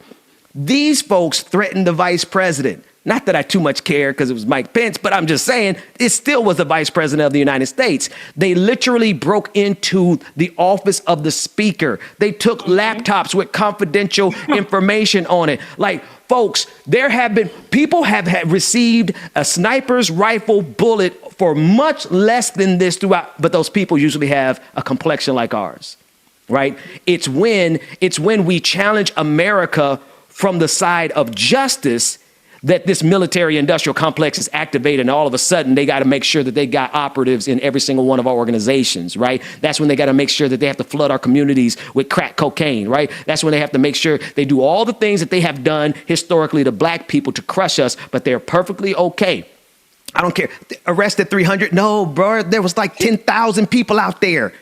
10,000, 20, I don't even know how many, but it was a lot of it. It was more than 300. And the feds know that they have. All. Sorry, man. Nah, go ahead. The feds know. Feds, you know, because it might not even be that I cut you off, but it's just there's just like a continuation. Yeah. A continuation or whatever. Go ahead. Yeah. The feds know. Go ahead. The feds know exactly who did this. The feds. They know exactly who did this. They have the means to find these folks. Yet they went out into the public and said, if you can help us find. Exactly. They're asking us. What do you, I don't know why that's the voice I've been using all week for folks. If you can help us find. Help us find this person we have a clear picture of. It sounds like saying you too can sponsor a child for $3.25 a month. You too can help us find a white supremacist terrorist by calling the But check this out. They can find leftists, some of our comrades. They could find like an quote unquote Antifa, right? There's no organization, but they'll find somebody based on a tattoo on their knuckle. Right? They got high resolution images. They zoom in. Oh, we recognize that tattoo. And then they do that. And like they literally can do that, but they're looking to us to help them find these 10,000. I know where you find them. Hell, they're on Twitter right now. They're on YouTube right now. Right? The reason they can't find them because they related to them. That's what it is. They are related to them, and that's their family. That's their people. That's what it is. All of them. They all know. Like, see, I done told Billy not to go up there. And me being the federal agent, because that's when they accent come out. When they on the phone with him. Like, I will be there. Listen. Oh, no. Here you go, Rebecca. Billy's not supposed to go up there. Now, me as a federal agent, I'm over here to bust my chops. Just let me stop playing. No. You done started it. We're going to do it. You done started it. We're going to do it. So when they answer the phone for the rest of us, hello, you've reached the Federal Bureau of Investigations. How can I help you? And then when they realize it was their people, like, hey, Susie, why you let Jim Bob go up there and run up them? Didn't I tell you not to take your ass up them goddamn steps, Susan? You broke the damn going to do it like that. Got you on camera. There's nothing I can do. Thank you for calling the Federal Bureau of Investigations. We are looking for information. What do you mean, Jim Bob? Jim Bob? No, I'm stop. we assholes. We're terrible. No, the fact that everybody they got their own code switching. Yes, we all had a southern accent somewhere in there, or a country, or something that we know represented them folks that was over there at the Capitol. Because we already knew they was missing about 4 to the top. Oh, come on. They was missing about 4 to the top. And they had on that red damn hat. Pants didn't fit. Because they not eating. In their Roto-Rooter, bro. They not eating where they from. They don't have enough food to feed the kids. Hop around. Medical insurance, but they're fighting for some. No, wait a minute. Rebecca, they were up there. They hover around. Remember those little scooters that they do? Oh, my goodness. Oh, we laughing at them. But, you know, there was some people up there with their private jets.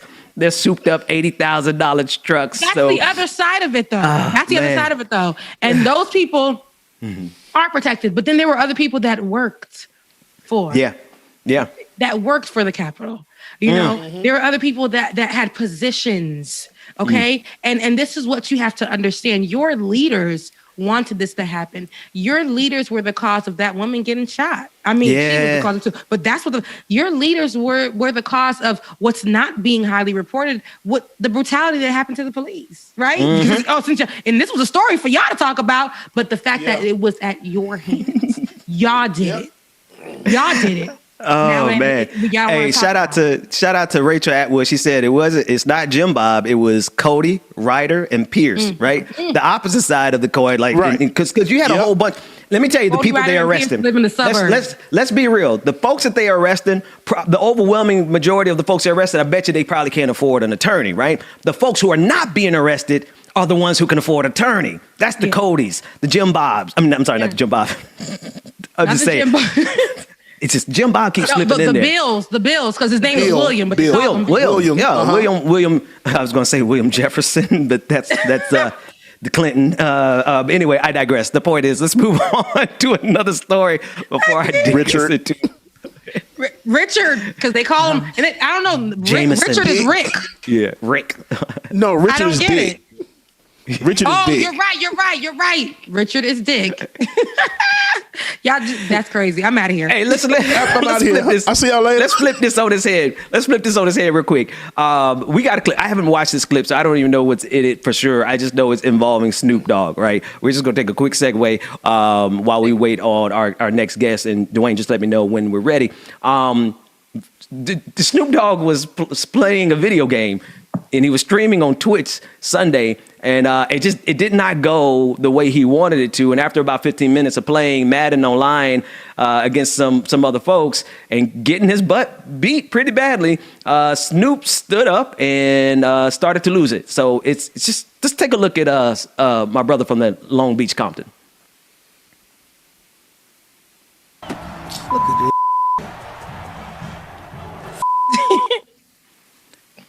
Wait, where'd the rest of his dreads go? It's just he got a big forehead. Okay. He like Stevie with the dreads. I don't know, something fine about Snoop. And it's fine? the hoodness. Oh, the goodness, okay.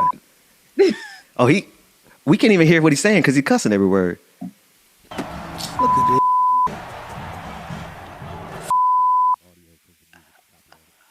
this. Oh man, we can't even enjoy it. We can't enjoy it because it's just one of those. To the people, he's mad. He's about to throw. He's about to throw something. Oh, there it is. So, he mad for real. Did he hit the blunt? So I know the frustration because when you be playing a game and you going good, you get into it, and then all of a sudden you lose. You just throw the controller across the room, just smash the TV, and just hit everything. So I understand his frustration. We smashed the TV on allegedly. No, I'm just playing, bro. I ain't gonna smash the TV. To make it worse, he didn't realize that he had left his Twitch stream running, and so it ran for like another 6 hours after that. You could hear him in the background. Wait a minute, Dwayne. I know the people have to hear you at this point. You're carrying on the whole conversation. Okay. What? He's giving context to the story. So what was it, Dwayne? He didn't know that he had left his stream on for like 6 hours after he stopped the game. So 6 whole hours. Yeah, there were people just watching his stream for hours, and he was playing a bunch of music in the background and didn't realize it, and he just came back and turned it off once he realized he had left it on. 6 whole hours. I'm glad that's all he was doing. No lives though to be sitting there and watching stream doing nothing because they want to catch him. See, messy folks. Messy. They want to catch him doing some stuff that he ain't got no business doing. Oh man. So that's why people are fans too. But this is why we gotta be more careful. They're the most efficient feds. Gotta be careful. Yeah, they're the most efficient feds, if you ask me. All right, let's take a quick. Let's take a real quick break. James, give us some music. When we come back, we're going to continue on with more Like It or Not. We'll be right back after this.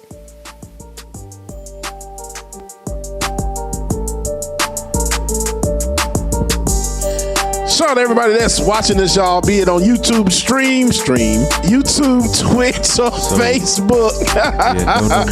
We thank y'all for so much tuning in and watching us, y'all. So we're going to get into some of this good music.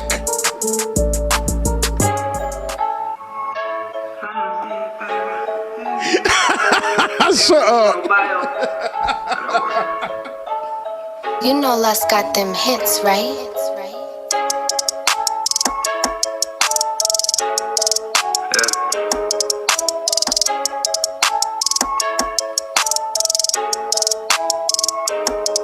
Flying away in spiral, You would've thought it's a typo. Taking a gamble, I know. I'm flying away on spiral. They heard of me and no. Good morning to everybody. Good morning, good morning, good morning, y'all. Hope y'all are enjoying the show.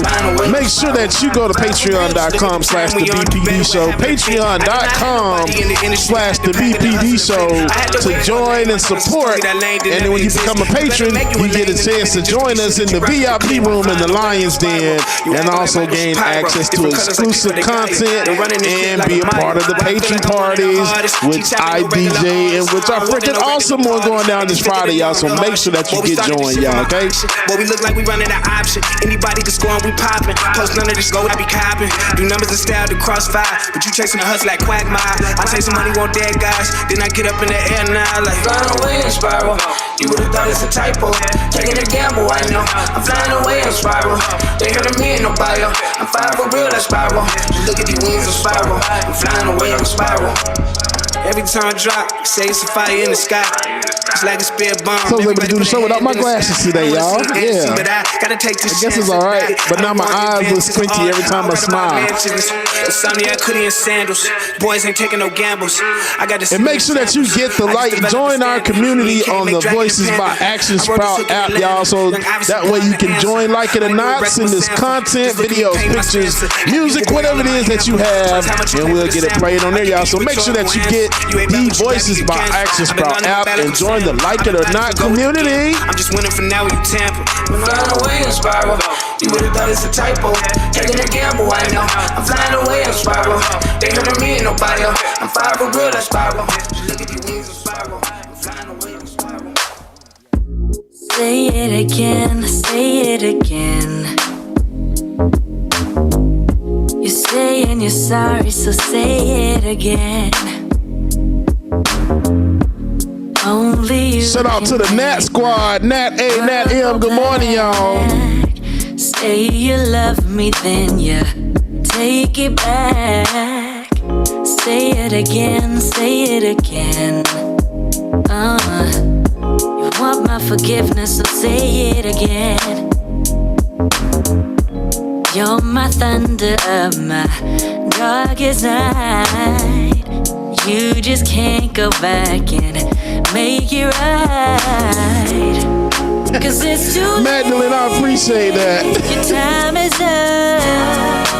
Damage done and now it's done. Shout out to the Lion's Den. What up, Lion's Den? I hope y'all enjoying this. You roll the dice and now you have to pay the price. Yeah. Bruce Slapley, right? Rico, what's going on, brother? I'm not even sorry. Berry girl, good morning. I'm in a better place now. I like this song. Gonna worry, no. I'm not even sorry. You're gonna be the only one. Say it again, say it again. Autumn Sword. If there was a non-copyright version of that, I definitely would play it. That good old Bobby Womack. My heart was open wide. I could feel it breaking deep inside. Cause it's too late. Your time is up. Damage done and now we're stuck. Cause it's too late. You roll the dice. Annie Mac, I appreciate that. You have to pay the price. Oh, I'm in a better place now. I'm not gonna worry, no. I'm not even sorry. You're gonna be the lonely one. I'm in a better place now. I'm not gonna worry, no. I'm not even sorry. You're gonna be the lonely one. I'm in a better place now. I'm not gonna worry, no. Mariella, greatly appreciate that. And y'all make sure that y'all like and subscribe. Y'all like, subscribe, share. You always know when liking or not is going down, y'all. I'm not even sorry. You're gonna be the only one.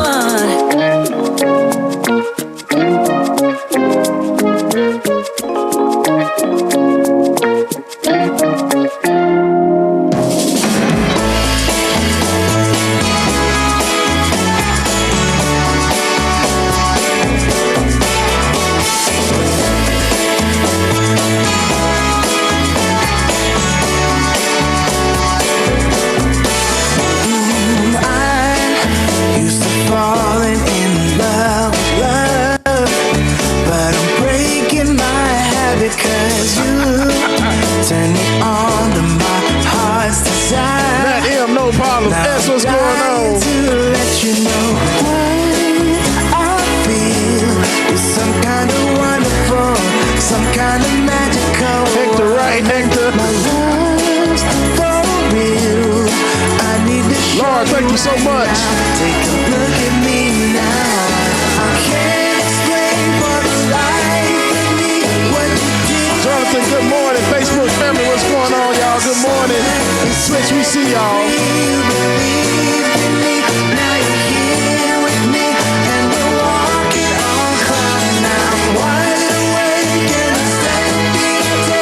This has a CeeLo vibe to it. When my heart is discovered, you set me free, you believe in me. Now you're here with me, and we're walking on cloud nine.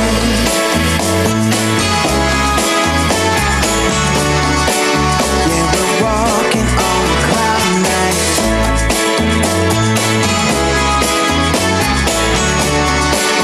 Yeah, we're walking on cloud nine. I've been a fool to live without your love. It's like I've been waiting around for you. Why did you take so long to come to me? Maybe you were waiting round for me too. So I feel you're some kind of wonderful, some kind of magical woman. My love's for real. I need to show you right now. Take a look at me now. I can't explain what it's like with me, what you did to me when I met you last summer. You set me free, you believed in me. Now you're here with me, and we're walking on cloud nine. I'm wide awake and all right, ladies and gentlemen. Ladies and gentlemen, welcome back to the screen. Mr. Benjamin Dixon.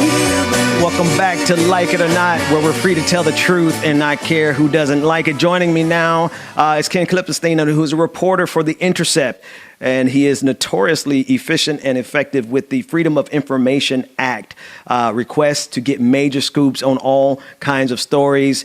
Ken, first and foremost, thanks for joining us. How are you this morning? Hey, I'm doing all right. How are you doing, Ben? Doing great.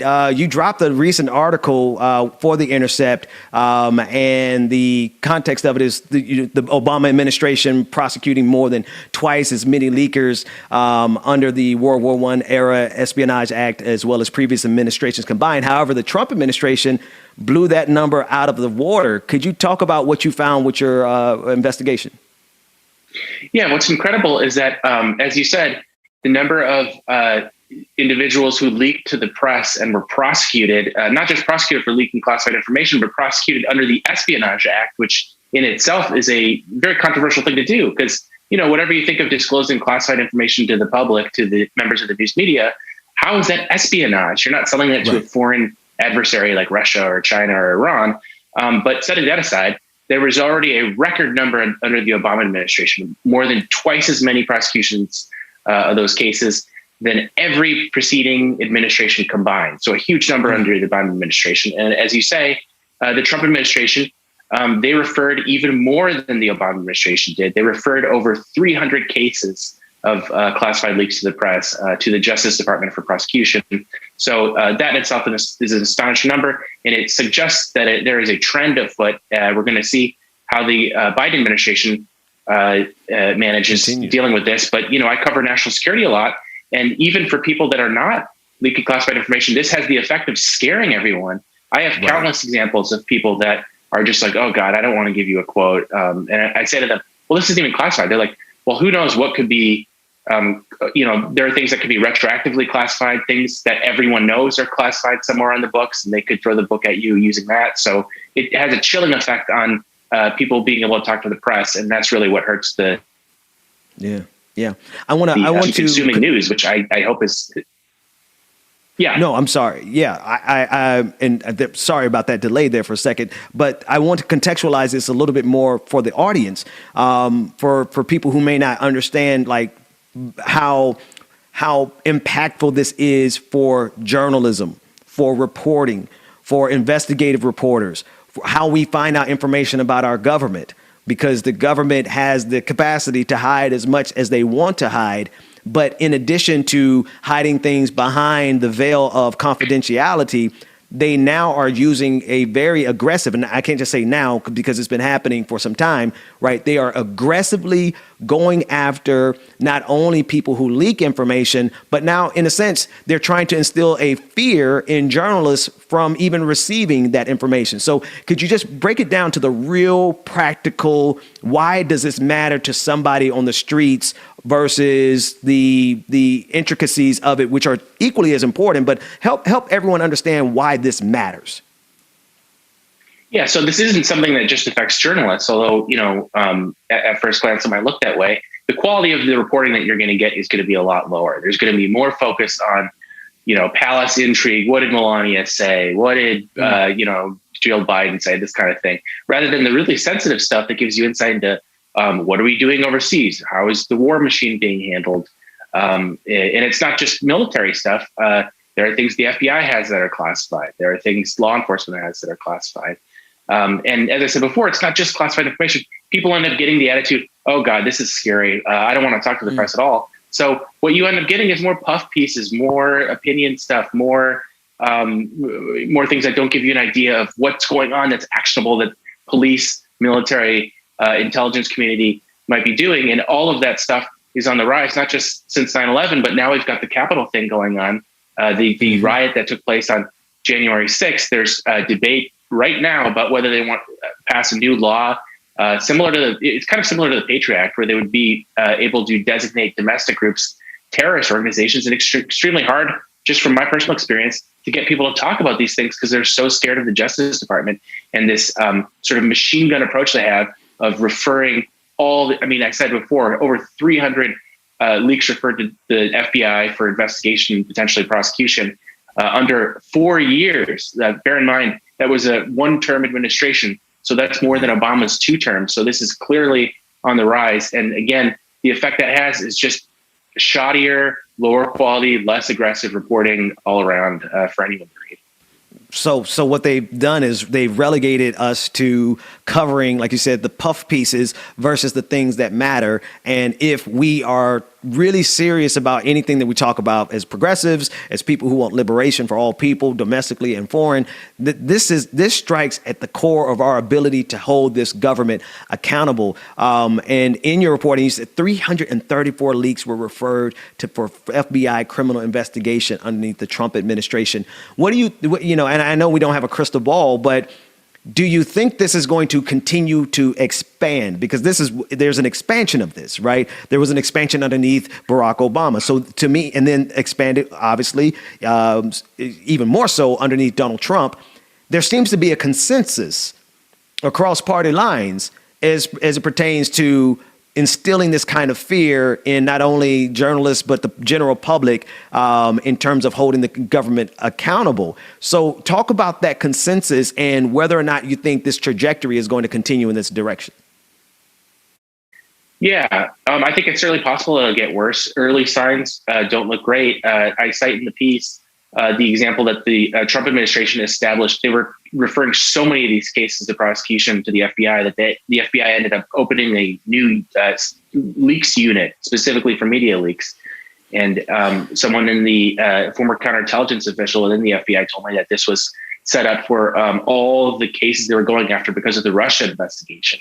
If you want people to stop talking to the press, a good way to do it isn't even necessarily prosecute them, but to just send the FBI in. You start polygraphing people and, interviewing them and threatening them with potential prosecution. That in itself is going to be enough for everyone to be like, whoa, we better stop talking to the New York Times about what's going on here. And so I asked the administration I asked the FBI, did you guys close down that new leak investigations unit? And they did respond, but they didn't want to comment. They said, no comment. And so you can guess what that means. Certainly the trend line is going upwards from, not just, Bush was an increase over his predecessor. Obama was a significant increase over Bush. And now we see in one term, Trump's done more referrals than in 2 terms of Obama. So certainly the trend line is not looking good.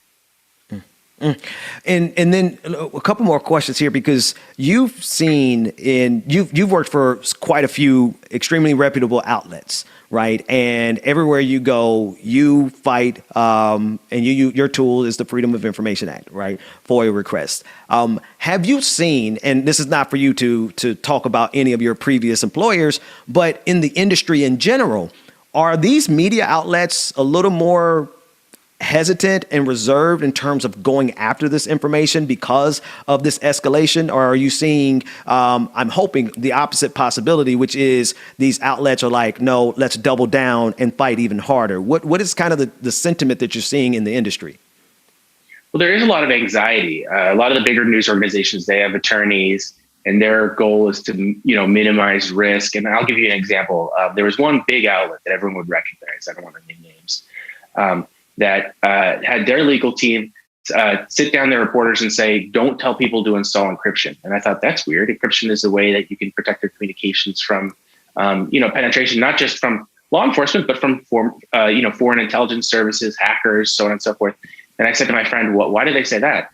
And she said to me, oh, they told us that they're worried that this could be construed as conspiracy. And I said, conspiracy to what? She's like, well, conspiracy to disclose classified information. So it's like, the fear was that we're helping somebody in this endeavor of telling us what's going on, and maybe the Justice Department could say then that we've engaged conspiracy to disclose this information, and that to me sounds crazy. And I mean, that's one example of several that I can mention. But if they're too scared to install encryption, you can assume that they're going to be nervous about talking and publishing certain things. So it's a very subtle thing of kind of self-censoring, and some of it may not even be conscious. You may just become more cautious in what you do and say as a consequence of all this.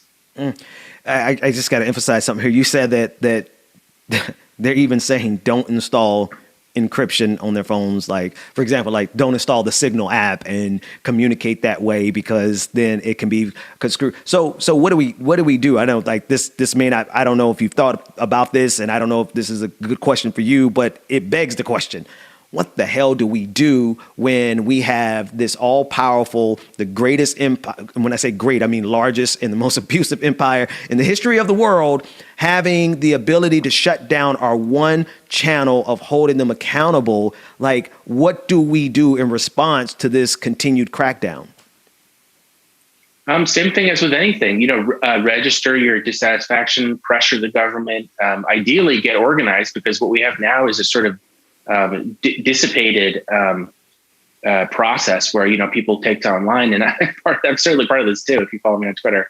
But the more organized folks can become, the more they can register that dissatisfaction in a way that's going to impose a political cost on leadership. And above all, I would say too, coming out of the Trump administration, take off those rosy glasses that so many liberals now have about the Justice Department and the FBI, and recognize that maybe they can do some good things. And I do think we need a justice system. I wish it would look different than what it did, but recognize that historically these agencies have not been on the side of protesters and activists and the like, because we're living in a very scary time when the half of the country that had been sort of critical of these agencies before now is openly almost worshiping them, the intelligence services and the law enforcement.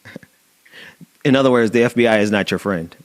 Right. That's what the FBI, no matter who's wielding that power, they are not our friends. Ken Klippenstein, thanks so much, man, for coming and joining us. Your recent article for The Intercept is the Trump administration referred a record number of leaks for criminal investigation. I suggest everyone go check it out and be aware of what's actually happening to us. Thanks so much for joining us, man. Great to talk to you, Ben. Always a pleasure. Rebecca, James, here we are at the end of the time. We're really going to have to add a third hour, but I can't possibly add a third hour with live callers and more politics and more interviews and more shenanigans. Unless y'all free me, that's when we can add that third. Get me and Bubba free, and we can get that third hour. Other than that, I'm ready. Because I want to take live callers. So we could so that we could Kevin Samuels. No, let me stop. We're not going to do y'all like that.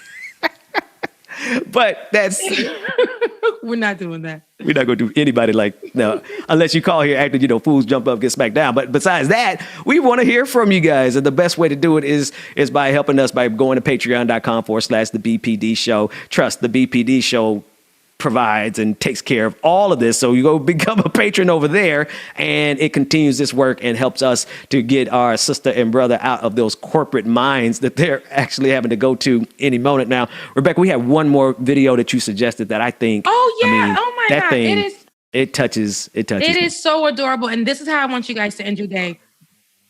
Okay. We'll get there, but still, finish. It's in. So let me tell you about it. So it's in the Slack, Dwayne. But if with this particular video, you know how on our old Like It or Not, and we've since elevated since then, but on our first season of Like It or Not, I used to end the shows, and you would let me because it was Like It or Not with Benjamin Dixon. But you would let me where I would give a little bit of positivity to people. So I want you guys to get your Wednesday together as we head out. We'll end with this one. Love you guys, mean it. Take a listen to this little boy and get all of his vibes for your Melt Wednesday. all of our hearts. Oh. Love you guys. Don't worry about a thing. Every little thing is gonna be alright. I woke up this morning on my horizon. 3 little birds were on my doorstep, singing sweet songs, melody blowing through. And they said, this message is you. They said, don't worry about a thing, 'cause every little thing is gonna be alright. I got a couple of spare. They already got personalities, bro. I don't know. We need to build their personalities like this and then put them to work. Right. Be alright.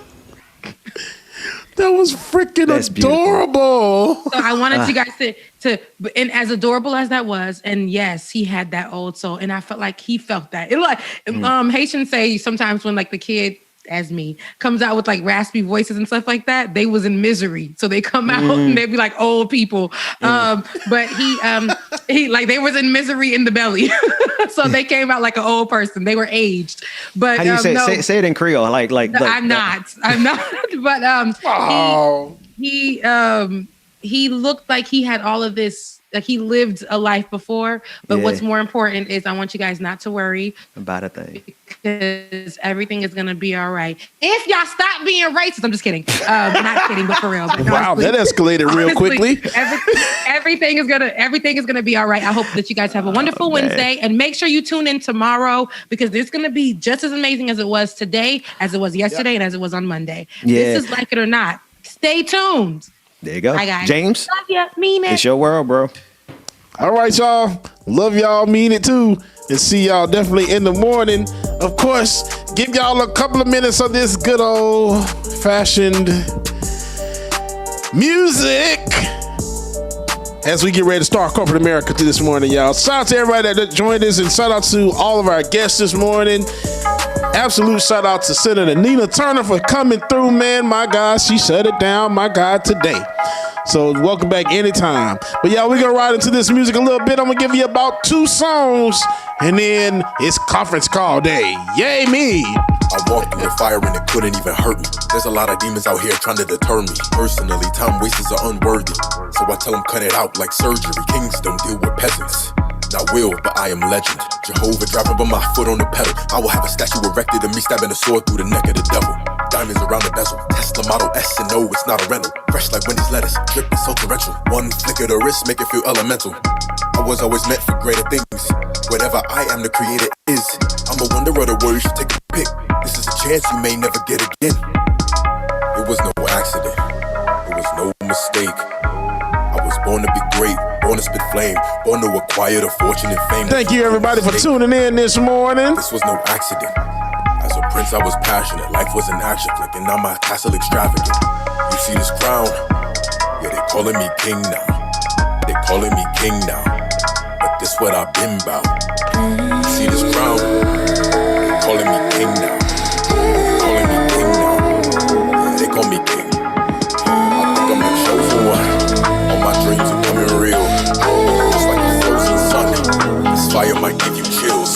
girl. Thank you so much. You don't mean nothing to me.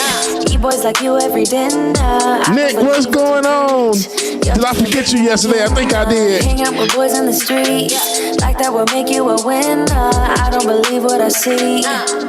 Why you wearing gold? You're nothing more than silverware. Thinking you're so bold, but all you are is unaware. Walk up back to the moon, you too. Talk to me like I'm the young stupid fool. Take off all your clothes. You're nothing more than silverware. Why you calling me honey? Why you show off your money? Wave it like it's a tissue. Baby, this is your issue. I'm not falling for bullshit. If you like me, then say it. You don't get that I see. Elizabeth, thank you so much. We love you too. Growing up takes time, so don't you waste mine. You and me ain't right. Why you wearing gold? You're nothing more than silverware. Thinking you're so bold, but all you are is unaware. Walk around like everything belongs to you.